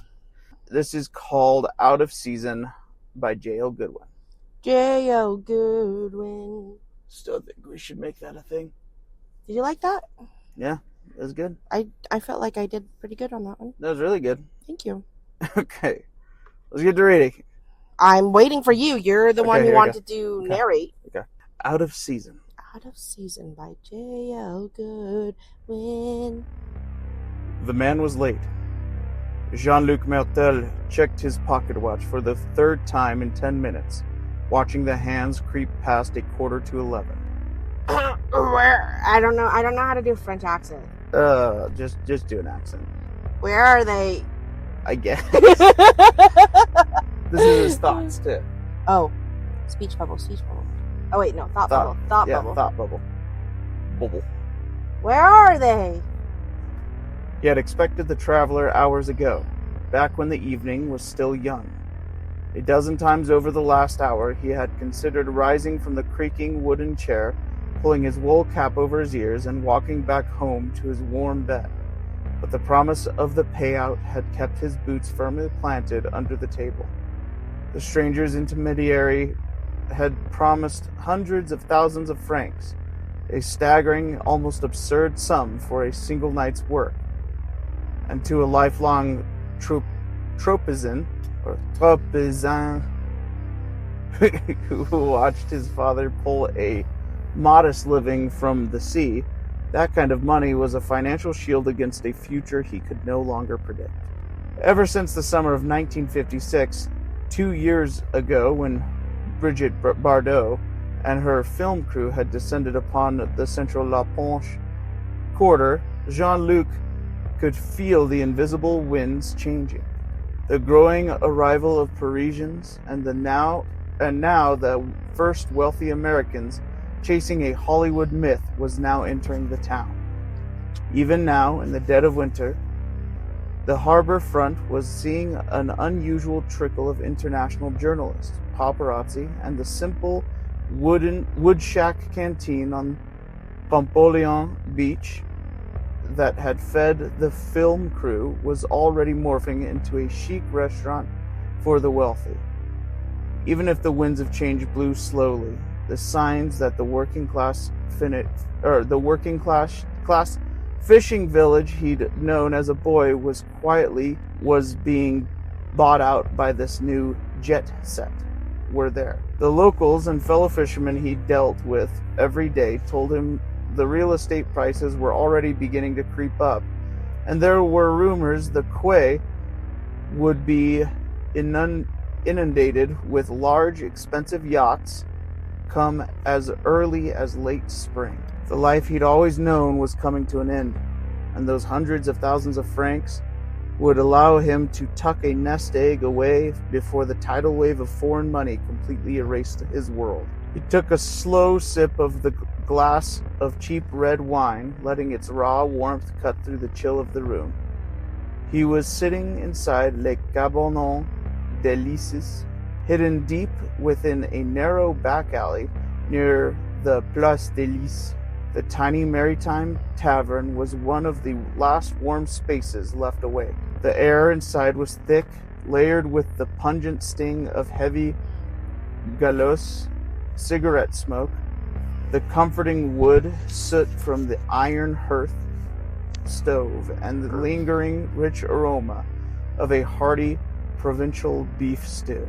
Just an hour ago, the tavern had still been loud and filled with the cries of locals who hadn't quite been ready to retire for the night. Now the long wooden tables lay empty with scattered plates and glasses. There was only a single late-night straggler remaining in the far corner a local drunk snoring softly over an empty glass of pastis outside Whoa, I'm like skipping over periods. A local drunk snoring softly over an empty glass of best tea. Outside, a biting 4-degree winter breeze whistled through the bare trees of the alley. A crisp coastal wind that would certainly make the open beaches feel bitter and biting. The only thing that sheltered them from it was the narrow ancient buildings. The heavy wooden door suddenly groaned on its iron hinges, cutting through the low hum of the hearth. Jean-Luc sat up straighter as Francois, a weary older man wiping down the bar, looked up with an annoyed scowl. The night mistral rolled over the threshold in a quiet, chilling wave, and with it, the long-awaited handoff had finally arrived. Michael was the first to hurry inside. Is it Mitchell or Michael? I think it's Mitchell. Might be Mitchell? I think it's Mitchell. The older driver stepped quickly into the warmth of the room, his eyes darting across the empty tables until they looked on the far corner, spotting Jean-Luc. He offered him a tense, jerky wave before turning back to stare into the dark alley outside. After a moment of silence, entering with a slow, soundless grace, came the stranger.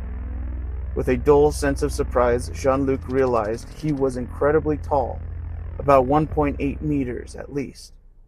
What is that in inches? Ooh, I wish you didn't ask. Well, I'm going to ask now. Let's see, hold on. 1.8 meters would be... We're American. Yeah, sorry, guys. Not in yards, No, in inches, you stink. In inches. In feet, it's 5'9". Oh, I guess it is in feet. In feet, it's 5'9" if you are American and don't know your meters. Incredibly tall is kind of funny. 5'9" is... I think my husband is actually taller than that, but you know. Yeah, I am And by the way, Thanks, I'm Cal above. Goodwin. I am above average height of an Asian woman. So, Demographics. About 1.8 meters at least. The moment his long wool overcoat cleared the frame, Mitchell slammed the heavy door shut, eager to block out the biting wind before Francois could voice his annoyance. It wasn't quite enough, though. We are closing in 5 minutes. The old man barked, tossing down his rag with a heavy scowl. Don't worry, old friend. Jean-Luc called back, keeping his voice smooth to ease the tension. We will be out before you dim the lights. After a long look, the man gave him a nod, then returned to his work, shooting a glance at the still sleeping figure he'd have to rouse in a moment. Mitchell approached the table, his heavy boots echoing over the floorboards. He reached out to shake his hand, noting the other man's grip was tighter and colder than usual. Good evening, Jean-Luc. Mitchell muttered, wiping a bead of cold sweat from his brow. Good evening, Mitchell. How was the drive from Canes? Jean-Luc asked. Is that how you say that? I think it's Cons. Cons? Cons or Canes. It might be Cannes. Oh my gosh. Pronunciation. I thought you would have done this before this reading, sir. Pronunciation of. Hey, while we're pausing, while he's trying to figure this out, does anyone have a dachshund? Can. It's Can. Really? No, that's the... From Cannes. Okay, we don't want the American or the British pronunciation. I don't care about those. Okay, really fast. You distracted me. Does anyone have a dachshund? That's the kind of dog we have. And she is the most needy dog. And we had a golden retriever before this. But she is the most needy dog for how small she is. I love her, though. Well, It's Cannes. Yeah, according to Google, it is canned. Cannes. All right. Well, you don't pronounce the S, it's just canned. Sorry. Jean-Luc asked, pulling out a chair for the other man, to which it was received by a quick shake of the other man's head. He noticed a strange, jittery energy vibrating beneath the older man's usual stoic demeanor. He chalked it up to the grueling 2-hour trek along the dark, winding coastal roads in the dead of winter, but the man's eyes kept darting toward the traveler standing just behind his shoulder. It was long. Oh, come on. I don't know how to do French accent. No, it was long. no, you go. It was long. Sorry. Yeah, come on, you gotta read it how it's written. It was long. Better? Yeah, much better. Mitchell said shortly. He stepped aside, gesturing to the tall figure beside him. This is Monsieur Arthur Vance. Hearing the distinctly Anglican name, Jean-Luc's mind instinctively switched gears. Either a Brit or an American. He prepared to use the broken, heavily accented English he picked up from the Allied soldiers during the war. But before he could utter a single word of welcome, the stranger offered a warm, polite half-smile. Good evening, Oh, that was too excited, wasn't it? I don't know, for an American, I think that would be expected. Was it? Okay. Yeah, like, I think... Good evening, Monsieur Martel. The man said. I think, like, if we're talking, like, because we're talking all this mad shit about, like, American tourism. So I think that would be, like, my expected reaction, even if he was, like, a spooky figure. Kind of like a Nosferatu kind of figure. True. And he's coming in, I don't think he'd be like, hello. Thank you for the welcome to your country. You know, I don't think it'd be like all creepy and Transylvanian and shit. I think it'd just I think that's only you. I think saying like, good evening, you gotta mispronounce one. Bonsoir. Good. Monsieur. It's okay. I already say bonsoir. Okay. Say bonsoir. Good evening, Monsieur Martel. That's so good. Thank you. Yeah. You know, I took French in. Did you know I took French in high school, and I don't think I could at all understand it. Oui, elle parle français. Je ne sais pas pourquoi elle dit elle ne parle français. Étude. What's study? Étudie. Étude. Étudie. Étudie. Je. Sounds like another word for saying poop, like duty. Je ne sais pas. Je ne sais pas. Parler français. Parler français. Did I say that sentence correctly? Yeah. Or did I totally not? No, I think your pronunciation's good. I didn't. No, but did I say the sentence right? Yeah. I do not know how to speak French. Je ne parle français. That's what I said, did I not? I wasn't listening. Je ne parle français. Je ne parle français. Yep. Je ne Qu'est-ce que c'est? Qu'est-ce que c'est? S'il vous plaît. S'il vous plaît. Sacré bleu. I'm over this. All right. Stupide. Stupide. Ah putain. Hey. Jean-Luc blinked, caught completely off guard. Completely. The stranger hadn't spoken English. He'd spoken French, and not the clumsy, chopped-up sentences of a rich tourist, but a dialect so smooth, hyper-correct, and immaculate, it sounded like the radio broadcasts from Paris. Oh, I have to change my accent.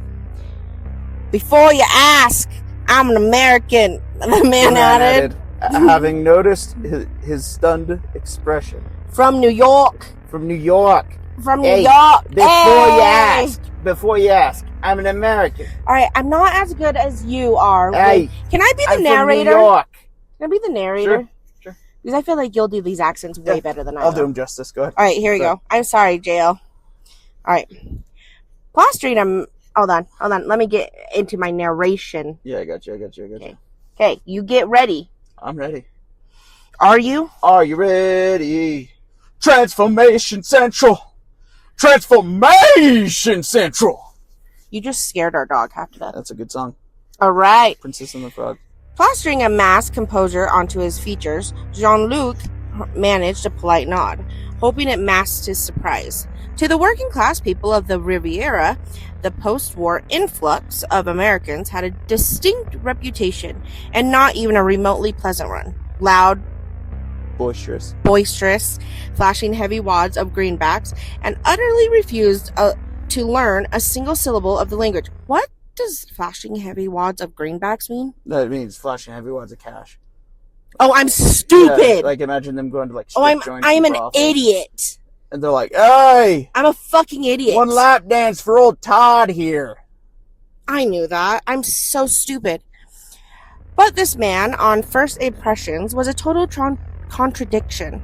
He was quiet, impeccably dressed, and spoke the native tongue with a flawless precision. An American. He repeated, leaning forward. What exactly brings an American to... Forgive me. All right. Forgive me, gentlemen. Wait, is Mitchell... No, you're doing the wrong thing. Fuck! An American is the... No. Mitchell is a French guy. Yeah, that's what I've... That's what... Yeah, you're messing up. Hold on. Forgive me, gentlemen. Mitchell cut in abruptly, his voice sharp and uncharacteristically rude. He dick. didn't even look at the American, his eyes glued to the floorboards as if he spotted buried treasure beneath them. I am deeply tired. The Mistral is picking up and the hotels are closed. I have no choice but to make the long drive back to Cannes tonight. Bonsoir, Vance. If I could be paid, I must leave. Jean-Luc's eyebrows shot up. He had known Mitchell for years as a patient, professional driver who practically worshipped wealthy tourists for their tips. Even the rude Americans. To see him acting this abrupt and dismissive, even under a guise of exhaustion, was bizarre. Arthur didn't seem bothered by the rudeness at all. He merely nodded, a slow, calculated movement, and reached into the pocket of his pristine wool overcoat. He pulled out a neat, crisp stack of folded bills and extended them to the man. Give him the Benjamins. Benjamins. Hey, I got a nice stack of Benjamins for you. Jean-Luc watched the exchange closely. He vaguely noticed a stranger involuntarily hesitation in Mitchell's arm. The man looked almost weary of reaching out, as if he were afraid to touch Vance's skin. But before he could even begin to process the odd behavior, Mitchell snatched the money and, after a moment, turned and gave him an odd, almost intense look. Turning on his heel, he vanished out into the night, the heavy wooden door clicking shut behind him. Jean-Luc was left alone at the table with the American. A low hiss of the iron stove filled the sudden vacuum. After a long moment of silence, he turned back to Arthur.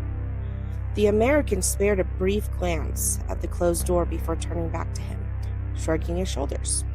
I have to confess, I am entirely unsure why he's been acting so on edge the entire night, he said, his tone dripping with a pleasant, casual charm. I noticed it the moment I stepped into his car in Cannes. I suppose some men are simply not built for driving the dark roads. God knows I'm one of them. Jean-Luc nodded politely, allowing the explanation to soothe his lingering doubts. I should send Michel a telegram in the morning, he thought, just to ensure he made it back safely, and to make sure he has not had a fight with Bernice again. Shrugging the behavior off for the moment, he returned to the question that had been cut short. So, Monsieur Vance, you have come a very long way from New York. What exactly brings an American to our quiet little corner of the world in the middle of winter? Arthur let out a soft, knowing snort, as if he'd anticipated the question from the very beginning. I saw the village what? I saw the village in And God Created Women this past October, he replied smoothly, using the film's English title. I wanted to see the architecture for myself, take in the atmosphere before it changes. I have managed to lease a room in the private room over at La Panche District, very close to the beach where some of the scenes were filmed. I simply need you to guide me there through the streets and alleys. Hearing the film mentioned brought back sudden, bitter pang to Jean-Luc's chest. The quiet, working-class pride of St. tropez was already being reduced to a backdrop for films. He offered a polite but tight smile, trying to interject some local humor into his response. Ah well, monsieur, if you are walking into La Ponche, hoping to catch a glimpse of Brigitte Bardot herself in the morning, you would have been better staying back in Cannes. Well, she comes to visit often. She was here just a few days ago for the birthday party of some jazz guitarist. She lives in a grand villa hidden in the hills, not on our docks. Arthur laughed a rich, hearty sound. You're not Santa Claus. No, that's how I imagine his laugh. A New Yorker laughing like that? Yeah, because it doesn't say like a sleazy New Yorker laugh. It says a rich, hearty sound. Do not worry, Monsieur Martel. I'm not some kind of stalker. I merely wish to appreciate the village and its rich history. Jean-Luc froze for a fraction of a second, his mind snagging at the sentence. The word the American had used, Stalker, in the manner he had, sounded completely out of place.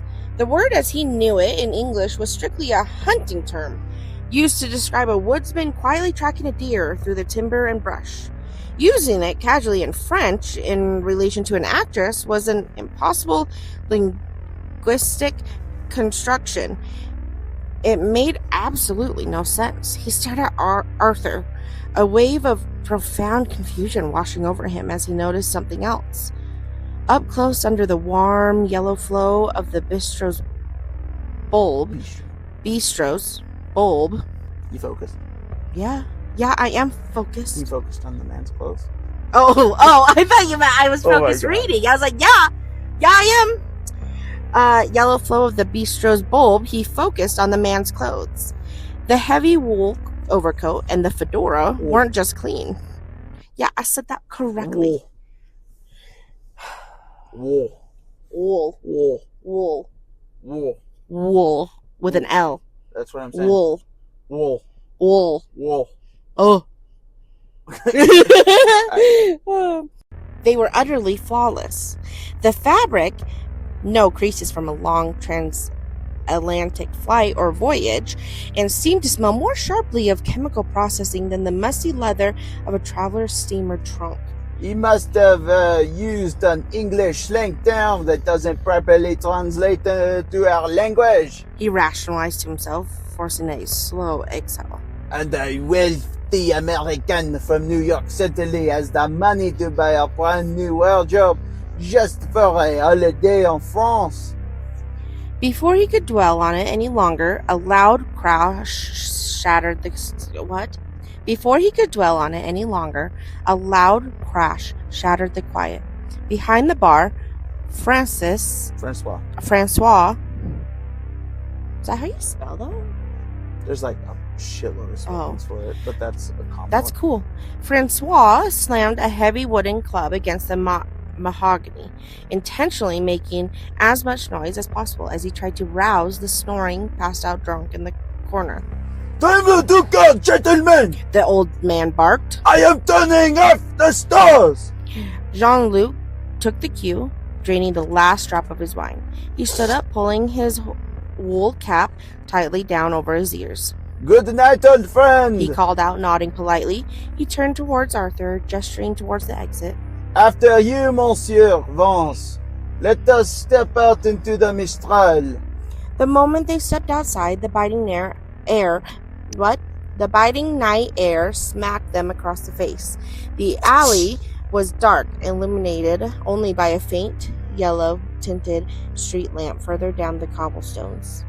Arthur paused. Reaching into the breast pocket of his coat once more, he withdrew a thick stack of bills and pressed them in Jean-Luc's palm. This is half of the agreement payment. Hey, this is half of the agreed payment, he said, his voice cutting through the whistling wind like a knife through butter. You'll receive the remaining half the moment we arrived at the threshold of the house. Jean-Luc's thumb brushed over the heavy wad of bills, his heart doing a grateful flutter. It was real. The only thing is, Hold on. Hold on. All he does is brush his thumb over and he knows it's real. yeah, I've met people like that. Usually drug Stupid dealers. rich people. Usually it's drug dealers. Those fucking guys can weigh a gram just by like picking up. Doesn't matter. I'm just curious on how the fuck they know that it's actually real money. That's kind of funny, yeah. I don't know. It's not just a feeling. Yeah. Stupid. It's silly. Silly Alright. fucking rich people. Stupid rich The people. only thing is, Arthur added, offering a slightly apologetic, sheepish half smile. I don't know what the exact street or address of the property. Hold on, time out. Where the fuck did this guy find this guy? Well, he was paid to do a service. Jean-Luc is paid to kind of walk this guy around town, Yes. right? By Michael? No, Or Mitchell? I think the American paid him. The Americans. So the American found Jean-Luc Uh-huh. to walk him around the city. I think it's kind of like because back in the day it was very Like a tourist thing. way more disconnected than it is now. No internet, no phone. Like phones were still Jeez, how did people do this? relatively inaccessible to majority of society, I would say. So like it would have to be letters to a friend. Hey, I know a guy who knows a guy. Oh, hey, I'm coming to your city. Yeah, it's more reputation based Oh. than I have a 5-star review on I'm Yelp. connected. All right. I do like Yelp, though. I leave nasty reviews sometimes. Yeah, you do. I do not You know. do? Hey, hold on. I do not know the exact street or address of the property. The owner would only provided me with a vague description of the outer facade. But do not worry. I was assured that I will know it by the moment I lay eyes on it. Upon it. Upon it. Upon it. See, now, if I was a traveler in a country that I had no idea where I'm going, that would freak me the fuck out if I don't know where I'm going to be staying that night. Yeah. And then all you get is, you'll know it when you see it. Fuck that. I'll get a hotel at that point. This feels very reminiscent of like Nosferatu. Like It really does. the arrival of Nosferatu. Mm-hmm. Where it's like maybe not Nosferatu himself, maybe more his little appendage. Yeah. But it's very like he's just kind of washed ashore. You know, it's very ominous, very I'm here to do something, but we'll figure that out when we get there. Yeah. And Fuck that. I really like that. I don't know if I do. I don't know. Okay, go ahead. Like, I like it in this. I should mention, I like it in this story. I just don't know if I would like it if it was me. Yeah. Sorry. Should point that out. Jean-Luc pocketed the small fortune as he nodded absent-mindedly, a wave of profound relief washing over his exhausted frame. As he began to walk, he couldn't help but let his mind drift into a pleasant daydream. Aside from his financial safety net, a small fraction of this money could be used to finally woo Gabrielle, a beautiful local woman from a neighboring fishing family whom he fancied for years. He could afford to take her out for a proper dinner of fresh sea bream, followed by jazz music and dancing at one of the newly opened lounges down the coast, showing her he was now a man with a future. Hold on. At least he is more romantic than my husband. Take her to Applebee's. When was the last time we went to Applebee's? That's still really embarrassing. So, I don't know. Anyways, just pointing that out. Applebee's. Shout out. No. We For don't like your Applebee's. cold, stale food that somehow you manage to always make taste like the room. It really does. Tastes like cardboard. I hate Applebee's, but you Just know like what place that I love that I wish we had? BJ's. BJ's Brew House. Yeah, that's If a you banger guys spot. have that wherever you live, I love that place. Yeah. I wish we had that. I miss BJ's. Me too. That's in New Mexico. That's why I say that. Nuevo Mexico. Anyways, a sharp, violent commotion shattered his thoughts. Both men turned towards the tavern in time to see the heavy door fly open. Francois was forcefully hauling the half-roused drunk out into the dirt, shoveling him unceremoniously down onto the cobblestones before the drunk could even begin slurring out curses. He slammed the door shut and locked it, the iron bolt slamming home with a definitive thud. The tavern's windows immediately went dark. Jean-Luc shook his head with a quiet chuckle, pulling his collar tightly against his neck and turning to Arthur. I'm so glad our editor is going to love the fact that they don't have to add any sound effects. Yeah, I got you. This is great. I got you. Well, Monsieur Vance, let us begin, he suggested, his boots clicking against the stone. We will walk across les quagengeurs. Even in the deep dark of the winter night, this is still you. Even in the deep dark of a winter night, the arbor front is beautiful. You will be able to see the outlines of the fishing trawlers and the view out across the black waters of the bay. That sounds completely perfect. No, absolutely. That sounds absolutely perfect, Thank Monsieur you. Martel. Arthur replied, gesturing himself. Lead the way. Their boots kept a steady pace, the sounds a dull, comforting rhythm against the dark ground. The exhaustion from the long day was a physical weight pressing behind Jean-Luc's eyes, and he desperately needed to keep talking more to stave off the sleep exacerbation by the alcohol than out of any genuine curiosity. So, Monsieur Vance, he began, his breath shooting out ahead of him in a faint white cloud. what is it you do for a living back in New York? You do for the grand holiday in France during the quietest months of the year? The American maintained his easy stride beside him. He paused for a beat, a tiny calculated delay that the man barely registered before answering. I work at a telecommunications corporation, infrastructure mostly. He waved a gloved hand through the air, a dismissive gesture that shooed the topic away like an annoying fly. But it's merely a means to pay the bills, you understand? It's not my true passion, my true love. Before Jean-Luc could ask him what his passion was, the tight walls of the back alleys and side streets suddenly gave way.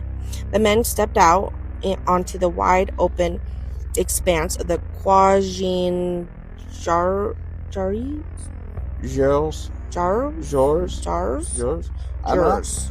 The famous arbor front was a stock ghost town compared to the chaotic summers of his memory. The empty docks stretched out into the dark, housing nothing but the resting silhouettes of fishing trawlers and small paint-peeled dinghies. The dominant sound... Wait, what? Yeah, you're good. Sorry, my eyes. The dominant sounds of the night took over immediately. The sharp, rhythmic slapping of the Mediterranean against the hulls and the lonely, hollow whistling of the winter mistral winds whipping over the roofs of the buildings around the quay. Arthur stepped at the edge of the stone wharf. He threw back his head and let out a slow, appreciative whistle, looking around with an expression of genuine, almost boyish fascination.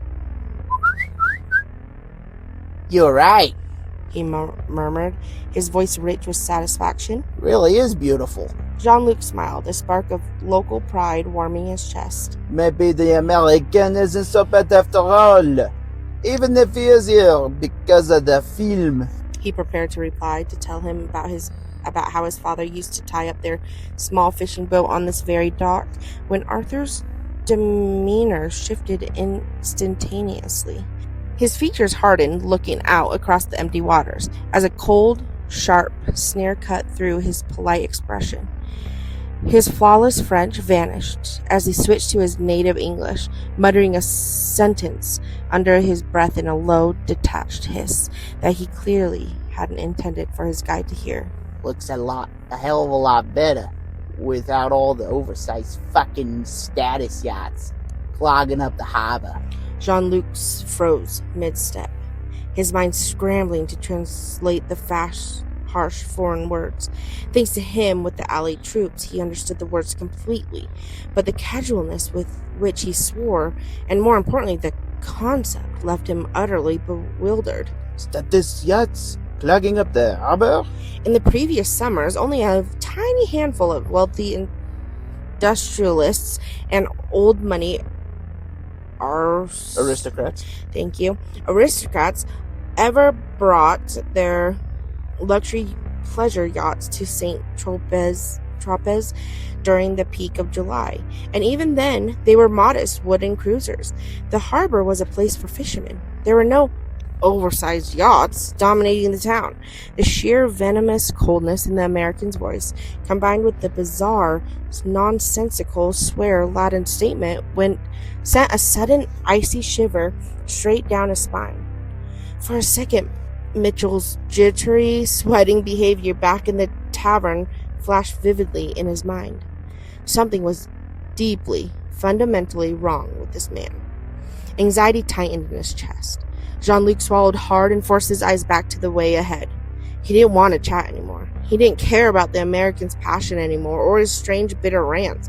He simply wanted to hurry through the dark town, drop the stranger off at whatever hidden house he had leased a room at, pocket his remaining fee, and run home to the safety of his bed. This way, monsieur, he said tightly, his voice strained as he steered them away from the open water and back towards the deep shadows of the stone alleys. They plunged deep into the labyrinth of an old La Ponche quarter where the stone alleys narrowed so aggressively that the sky above them was reduced to a silver slit of stars. He stepped quickly, intentionally trying to stay 2 steps ahead of the American, desperate to maintain his distance. But his mind was beginning to fracture. These were alleys he had sprinted through since childhood, streets he would normally know like the back of his weathered hand. Yet in the suffocating dark and the oppressed silence, the corners began to look unnaturally identical. You've grown remarkably quiet, Monsieur Martel. Arthur's smooth voice drifted from the dark shadows directly behind his shoulder. Is everything well? Jean-Luc felt a sudden icy knot twist in his chest. For some reason, though he couldn't see the man's face in the dark, he could just feel him smiling.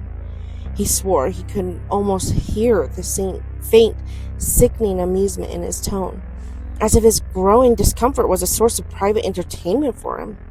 I am simply tired, Monsieur Vance. He lied, his voice tight as he forced his feet forward. I am trying to concentrate so I do not take us down a dead end.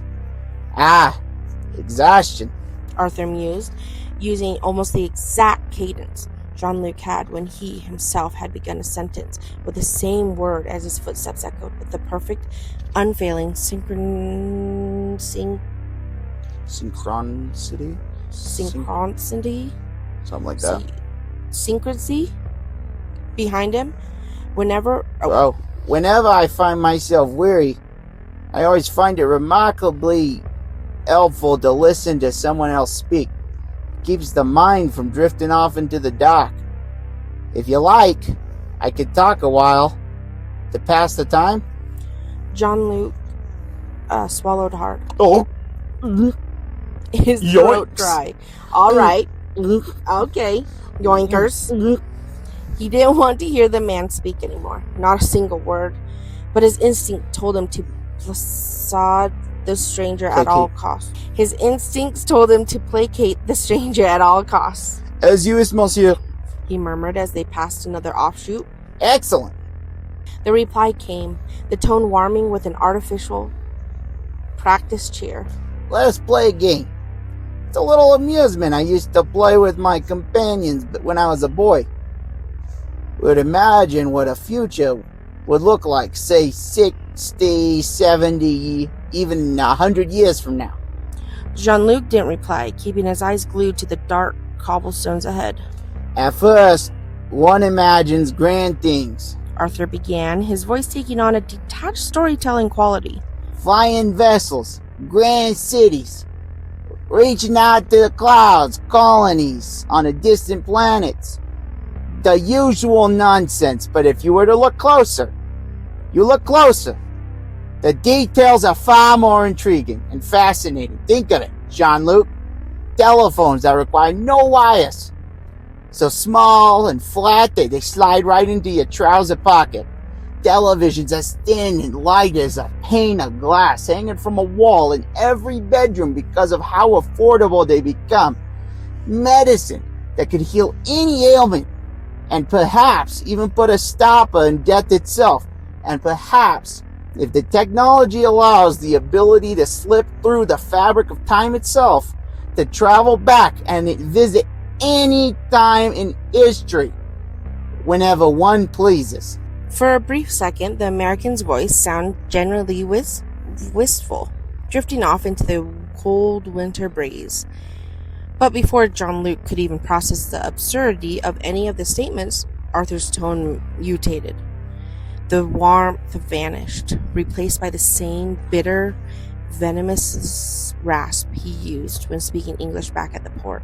But the people who inherit it all, he hissed, his words coming faster now, the cadence of his voice changing into a style Jean-Luc had never heard before. The future people, I can't stand them.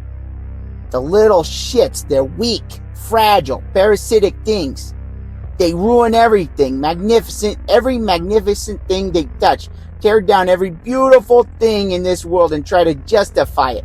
They cluster together like insects watched over by invisible eyes they call protection, driving the few sane minds left completely insane. Jean-Luc's breathing turned shallow in panic. He had accelerated his pace, his heavy boots practically strifing the stones, but no matter how fast he walked, Arthur remained exactly 2 paces behind him, his breathing completely calm. And the weaponry, Jean-Luc, he continued, a terrifying, gleeful edge bleeding into his voice. Imagine the guns they will invent, black steel shotguns that bump with a brutal mechanical slide. Rifles that fire an entire magazine with a single pull of a trigger that can tear a dozen men to pieces in a single heartbeat.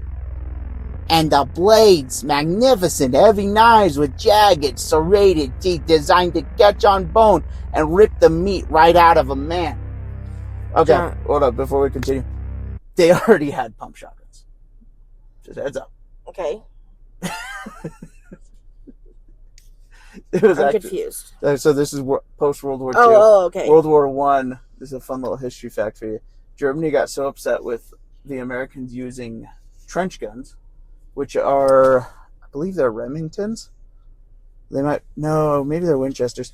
But it's a specific model of shotgun. You'll see them a lot of time in like war games that are set in World War I or World War II, and usually they just call them trench guns, but I forget what the actual model number is. But we used to run around and we'd fucking shoot the shit out of them, and they were getting upset because it's like, this is unfair. And so America was like, well, we'll give you the option. You guys stop using tear gas. If you guys stop using tear gas, we will stop using shotguns. Oh, okay. And because Germany didn't want to stop using tear gas because it gave them such an edge, America was like, all right, fuck you guys. So yeah, fun fact. So these guys have seen pump shotguns, but black steel shotguns. Oh, okay. Jean-Luc felt a tear of cold sweat run down his temple. Jean-Luc felt a tear of cold sweat run down his temple. His mind was screaming at him that he was walking through the dark with a madman. But my favorite prediction, Arthur whispered, his voice dropping into a low, intimate purr that felt dangerously close to his ear, is the science, the forensics. In the future, the authorities will be able to map a man's blood. They will read his unseen prints on the glass. They will have cameras on every street corner, recording every shadow. It's both brilliant and infuriating. Imagine how so very difficult it will become to get away with a crime, a robbery, an assault. He paused, letting the silence of the old quarter stretch out for one agonizing second that made Jean-Luc's heart feel as though it was about to burst out of his chest. A murder. A soft, chilling chuckle vibrated from the American's chest, sounding as though the devil himself were laughing from just behind him. Panic officially broke through his discipline. Jean-Luc's eyes darted frantically up towards the towering stone facades of the house around them. He looked desperately for a hint of salvation, praying to see a single yellow light glowing behind a curtain, a shutter swinging open, the heavy wooden door of someone unlocking. He wanted anyone to look out, to see him, to save him. But at the distant toll of the church bell told him it was midnight in the dead of winter. The village was completely, utterly asleep. Every wooden door was locked tight. Every window was a dead black eye. He was entirely, hopelessly alone in the pitch-black maze of his own town with him. He was practically at a breakneck stride now, his boots hammering a heavy, frantic clapping against the stone walls. His breath tore from his throat in a ragged white plumes, and then a cold, jagged shard of truth forced its way through his panic and slammed home into his brain with the force of physical blow. He stopped deadly in the middle of the alley. Behind him, the steady clicking of the American's pristine leather shoes ceased. The silence that followed was heavy, suffocating, and absolute. A tomb. Jean-Luc's mind was racing through itself, backward, through the night, like a film reel unwinding. He flew back to the warm, smoky, safe air of Le Cabanon des Lises. He saw the weary. Oh. He saw the weary, sweating face of Mitchell. He heard the old driver say the man's name. Monsieur à devance. He remembered the tall stranger stepping forward and offering the practiced half smile and saying, Good evening, Monsieur Martel. Monsieur Martel. A cold, greasy wave of pure terror washed over him, turning his joints to water. He had never told the American his name. He had been sitting in the corner waiting. Mitchell had walked up, introduced the stranger, and before anyone else could speak, the man had greeted him by his last name. He knew who he was. He had known before he had set foot in St. Tropez. Mon Dieu. Behind him in the dark, a low, malicious chuckle vibrated through the crisp air. It wasn't polite, boyish amusement from before. It was the sound of a predator watching its prey slide its foot directly into a steel trap. Is something the matter, Jean-Luc? Arthur asked, his French still smooth, but the warmth nearly stripped away. Why have we ceased our progression? Jean-Luc was unable to play the game any longer. He was unable to pretend he was simply a tired guide leading a wealthy tourist. He kept his back turned, his body shaking violently under his heavy wool coat. How did you know my name? He whispered, his voice cracking in the silence. I never told you. Michel never told you. So how did you know who I am? Another chuckle came from behind him. It sounded hollow, wet. It sounded hollow, wet, and completely unhinged. When the American spoke again, his immaculate French was completely gone. In its place was his native English, but the cadence, the slang, the sharp, arrogant style of the delivery was completely foreign to Jean-Luc's ears. Ain't that a fucking mystery, Jean-Luc? The voice purred from the dark. I would tell ya, but honestly, spoilers. The sheer, bizarre alienness of the words made the Frenchman begin to shiver uncontrollably. The proximity of the threat was too much to bear. He could no longer stand having the man, the demon, directly behind his back. Steeling himself extremely slow, he turned around. The alley behind him was empty. Arthur Vance was gone.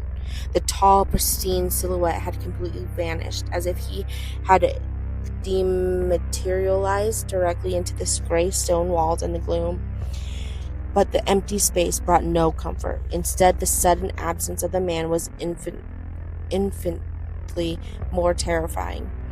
Every shadow, every familiar alcove, every narrow offshoot of a La Ponte that Jean-Luc had played in as a child and felt safe in his entire life now felt twisted, hostile, and threatening. The very architecture of his home had turned against him. And then, out of the deep, black void of a neighboring archway, a menacing whisper drifted to his ear, slicing through the whistling mistral like a snake's hiss. Run! Sometime past midnight, the silence of the La Ponte quarter was violently shattered. A series of terrified, tearing shrieks erupted from the deep maze of stone alleys, tracking through the cobblestone streets like a frantic, desperate animal. The sound was so raw, so utterly unearthly, that the more superstitious residents lay paralyzed in their beds, pulling their heavy quilts over their ears and praying against a phantom they could not name. A few of the braver fishermen threw open their wooden shutters, squinting down in the gloom that stretched between the infrequent street lamps, but the corridors below them lay empty. They could only listen as the screaming retreated further into the labyrinth, moving rapidly towards the waters.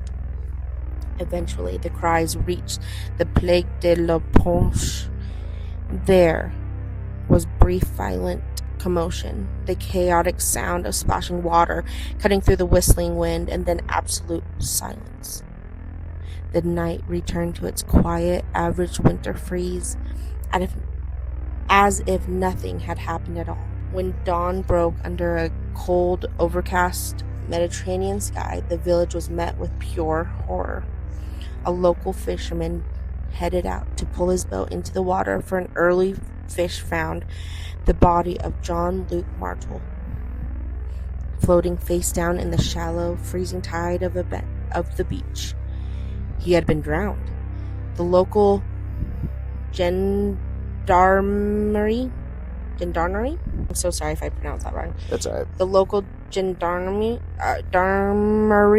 were called immediately. It didn't take long for the investigation to trace Jean-Luc's final hours back to Le Cabanon des Lices. The wary proprietor, suddenly pale and trembling, told the authorities everything. The long wait of Jean-Luc was, as the hours went by, the sudden arrival and jittery departure of Mitchell, the driver, and the tall, impeccably dressed American who called himself Arthur Vance. The man who, contrary to so many other Americans, spoke flawless, chilling, perfect French.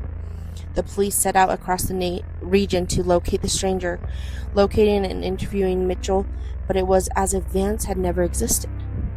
There was no record of an American by the name checking into any local home, boarding house, or grand hotel from Cannes to St. Tropez.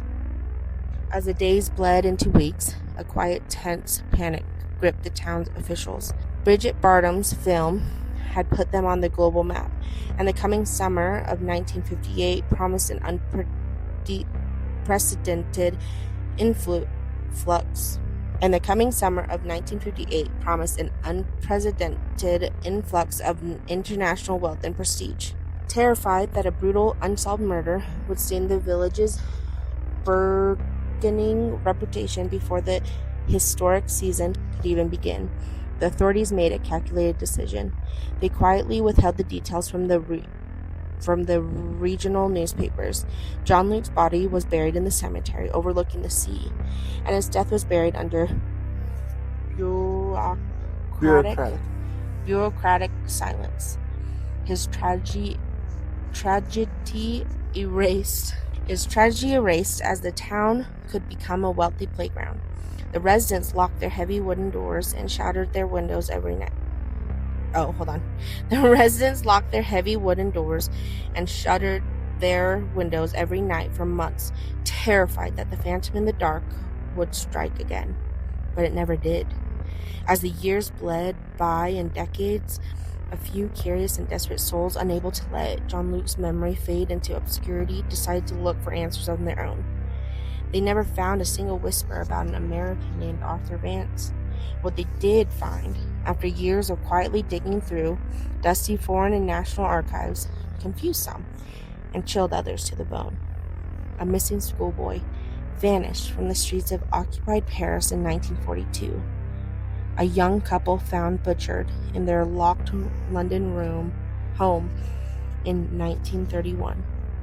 A wealthy woman thrown from a stone bell tower in Rome in 1897. The records spanned decades, even centuries, continents, and languages, but they all shared a single terrifying thread. Every victim had last been seen in the company of a charming, impeccable dressed foreigner. But it was the final detail that was the most chilling. In every single report, the physical description of the stranger was exactly the same. And that is Out of Season By by J.L. Goodwin. Alrighty, so let's talk about it a little bit. Listen, JL, first off, I'm so sorry if I pronounced everything wrong. That was a really fun story. It was just hard for me to read it because I am just very bad at words. But it was fun to narrate that. I think you did really good. What are your thoughts on the story itself? I love the concept. I really did. You know what, though? I will admit, I did not think it was going to be I knew it was going to be like a murder, but I didn't think it was just going to be, he finds out, and then it skips into the next day of people, like, hearing something. Like, I thought he might have ended it with, like, oh, he turned out to be this or that. So it was cool, the fact that he didn't. I love the fact that it kept that mysterious feeling of he died and now the town is going crazy. Yes. I love that. And maybe that's my true crime coming out, because don't get me wrong, I hate a good murder. I don't want murders and I don't want serial killers, but I think that was such a cool way to end that. I think it plays very well into the realm of, like, Jack the Ripper. Yes, Jack the Ripper or H.H. Holmes, in that same stylistic of, like, under the street lamps, the cold October nights. You know, you see I love the setting too, because it's like it played very well on as a tourist. You go into a new city or even a new country and you're just like, yeah, I don't really know much. Like, you can totally be a tourist in that sense. Oh, yeah. So I love the way he played that. Yeah, it also reminded me a lot of, like, and not to kind of downplay it, but a lot of the Little Red Riding Hood story, where Jean-Luc kind of figures out that he's a bad dude. Yeah. At the very end of the story, where, like, it's very reminiscent of that sort of fairy tale-esque. Yeah. Like, what big eyes you have? Well, what big mouth you have? Well, all the better to eat you with, my dear. Like, it plays into that sort of realm, while also taking more adult themes of murder, generational trauma. And that's one thing that I think I really liked about the story, is that towards the end, it kind of wraps it all up in a very neat little bow. And I like that, because I feel like there's stories out there that don't know how to end it, but have great concepts. But this one ended very well. Yes, I agree. And I think that's hard for those authors who have the same concept, but don't know how to wrap it up like this. Yes. And I like that. And the thing that I really enjoyed too, and again, if you've seen like any of the Hercule Poirot? I can't pronounce that. That's so difficult for me to say. But yes, if you've seen any of those Did you movies, say Agatha Christie? Or the Agatha Christie, yeah. If you've seen any Agatha Christie, or read the books or watched the movies, what I love about it too, though, is throughout the whole story, you're still getting those kind of puzzle pieces. Yeah. And I love that with a story. Like, for me, that is something that really can hook me in to a story. And to me, this story did that for me. It plays very well into the who's the real danger. Like, not to make it sound cheesy or nothing, but like, human beings can still be a danger. Oh, 100%. Right?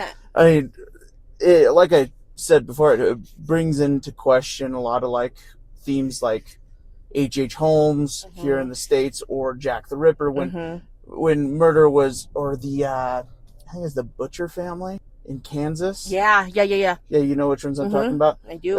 It's very cold. You know, It you never feel warm reading the story because you always will be on guard. Even while he's reminiscing about Jean-Luc's reminiscing about his childhood in France, or more like, I already forgot the town name, God damn it.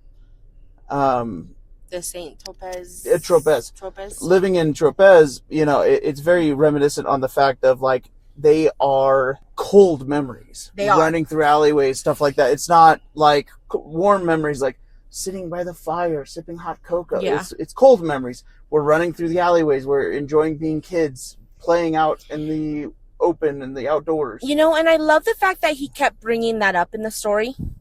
Where it was like, okay, we're going to go down these. Oh, I used to run around these alleyways all the time when I was a kid. I know these from the back of my hand, but then it was like, but at nighttime, I feel like my memory is going away for that. I love the fact that he brought that into the story. Yes. Because I think that played such a good addition to the main story. Yes. And I love that. And, you know, I will admit, it took me a second to get into the story, but mainly it was because I was trying to narrate or trying to do the voices and I just couldn't do them justice. So it took me a second. But once we kind of switched that, and me being the narrator and you doing the voices, I was hooked. Really? It was like such a good hook because for me, it's hard to like get into the story when I'm like focused on, oh shoot, who was this? What kind of voice do I need to do? Anyways, I love the fact that it was, first off, it's a different type of story in the sense of it was in France. I love that. I love the fact that it was a tourist. You know, it was supposed to be a tourist here going to it and totally playing on being a tourist feel, and a tourist versus I grew up here, I know this land like the back of my hand type of person. I love the fact that it played so well on those that it just hooked me.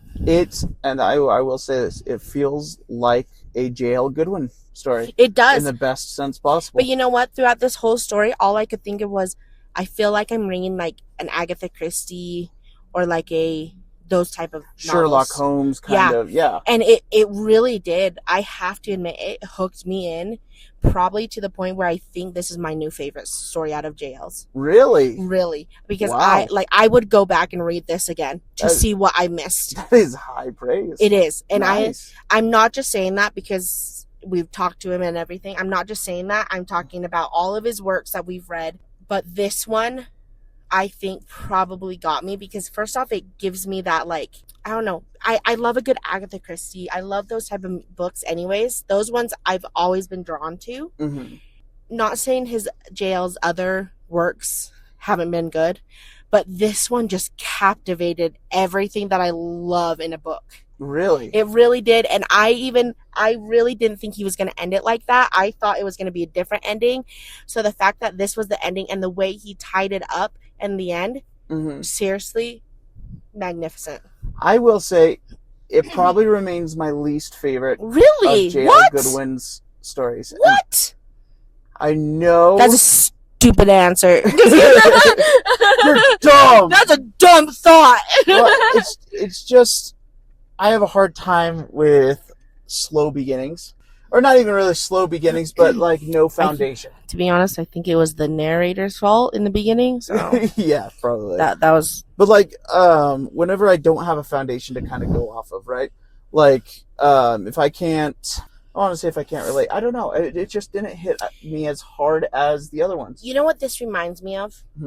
Honestly, that this is why I think I really like it. Is it reminds me of what is the movie? It was the Hercules, is Agatha Christie, the Nile on the River, the Haunting in Venice? Nope, Nile one.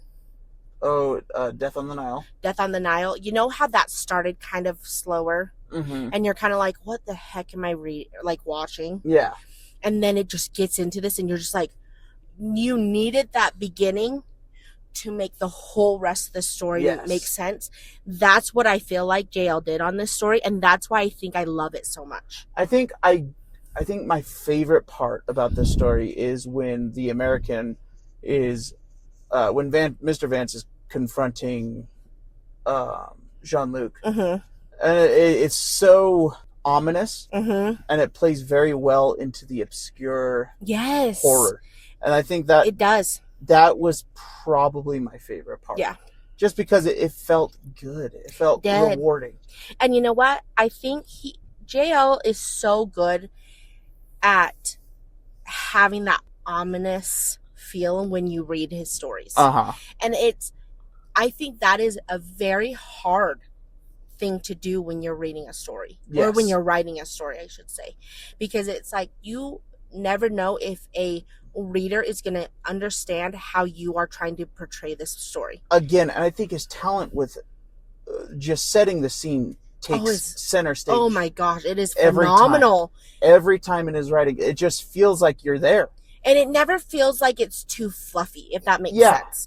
Because you know how there's some stories that I read where it's just like, oh my gosh, how long can we drag on to this? Yeah. I never feel that way with him. And I think because he always ends up wrapping it up so well. Yeah, and I think why I don't like this as much as the other ones. Wrong answer. Is it's just personal preference. I really think that's the case because I think this was so well done that this is definitely on my line of type of stories that I like versus you, because we are very opposite when it comes to that type of storyline. I think this, as far as a not even really, I wouldn't even classify this as a murder mystery. It felt very reminiscent of also like of the 100 years. Mm-hmm. Everybody like it just keeps happening. It's like a cycling horror. Mm-hmm. So like in it's I like hate clowns. Every 30 years or something like that. And so is it really every third year? 30. Oh, 30. I was like, every third year. I think it's every 30 years. I'd have to look it up or reread the story to be sure. But it's very it's smooth. It is. That's why I think I liked it a lot. So because it is your more least favorite, though, how would you rate this on the Mesoscale? I would say, because I am nitpicking and because I don't really have any valuable insight to give as far as why it wasn't my favorite. Because you're wrong. I would still give it a 10. We don't do 10s. We do 1 through 5, buddy. 5. I'd still do a 5 because I think it was still really well done. It was just not my flow. I get that. And that's understandable. I think, again, you have your books that you really enjoy. Mm-hmm. And I, personally, it's not my favorite versus like the type of books I like. Uh-huh. They're not your favorite type of books. Yes. So I get that. I get that 100%. I give this a 5. And I'm saying like top 5 so far. Wow. And that's saying a lot because I am very, very, I don't want to say judgmental but I am very, very blunt when it comes to my ratings. Yes. This one I think would probably be my all-time top so far that we've read. My top is actually it's competed for right now between J.L. Goodwin and Walker Bewitching Hour. Axe Wielder. Oh, that one's a good one though. That one's good. That one's clean. But J.L. Goodwin's Late Night Laundry, and I just talk so much high praise about it because I love it so much because it is just so. It is my type. That is my type of flow. My type of horror. Less so creature feature, but the scene setting, the late night, like you're just doing a menial task and shit just starts getting weird. Yeah. You know, it reminds me of a very nautical kind of horror where they go out at sea, they're doing just tasks on a boat, everything should be normal, and then it all goes to shit. Mm-hmm. You know, that's kind of my type of horror. Yeah, which is understandable. Like, I totally get that. For me, it's hard because I am just such a person who loves a true crime or a mystery. I love mystery books, and I love a good mystery murder book, which sounds awful. I shouldn't like a murder book, but I love that type of story. And so that's why I just think this story was great. This one was probably my all-time, but Axe Wielder is probably one of my other favorites. Yeah. That one is very hard to like, but I like that for a different reason. Yes. So that's the hard part is we are comparing apples to oranges. We really are. And you know what? The thing that I love though so far is the fact that we've found so many authors that we've loved. I honestly, like this is opening my whole book library to things that I didn't think I actually liked. Yeah, well, it's because even comparing J.L. Goodwin's stories to each other, apples to oranges. So different, but yet he's still somehow you can still see his style in every story he writes, but they're so different, and I think that's so cool. Yeah, that you can do that. No, I totally agree with you. You know, and I think that's going to be a wrap for us today. That is, and again, we just wanted to say not all episodes are going to be like this, but we want to send out a huge thank you to J.L. Goodwin for first off having to re-record the interview again with us, but also the fact that he was even willing to do that for us and letting us share his stories. We have loved being able to start this with everybody, and we are so grateful that people have liked what we've been doing so far. And if you guys have any questions or comments or even things you want to say to J.L. Goodwin, again, he's on Reddit, J.L. Goodwin 1990. Yep. 1990. Or I bet he will probably be reading some of the comments. So if you want to comment to us or to him, feel free to down below. Remember to comment, like, share, and subscribe to either our YouTube or all of them if you really want to. Subscribe to our YouTube channel, Spotify, Apple Podcasts. We also have a TikTok that allows us to be able to see if you guys have been enjoying our episodes so we can release more. Yeah. So please let us know. We really would like to continue doing this. Hopefully we're not talking your guys' ears off too much. And I want to do a little shout out to the community. Just wanted to say thank you guys. You guys have made a dream of mine become a reality. And we're really excited to just see how everything is going. Be sure to share some love on of course, the original authors' posts. We have their stories linked down below. Make sure that they just get as much love and appreciation as you guys can give to them. They are phenomenal people. Talking with them and goofing off with them, it's so much fun, and we had so much fun doing the interview with J.L. Goodwin. Twice. We figured it out since, so hopefully everyone else will just be one time, but we just appreciate your guys' patience and grace with how you guys have been kind of recommending certain ideas and stuff to us. If there's anything you guys would like to see more of in the show, please comment. Yeah, please let us know. Yes. But we see every single comment. We try and reply to every single person. We've been getting so many submissions, and we would love for more. Just bear with us. But with that being said, we are Mesoscale Podcast. 3, 2, 1. You've been scaled. Bye. Bye.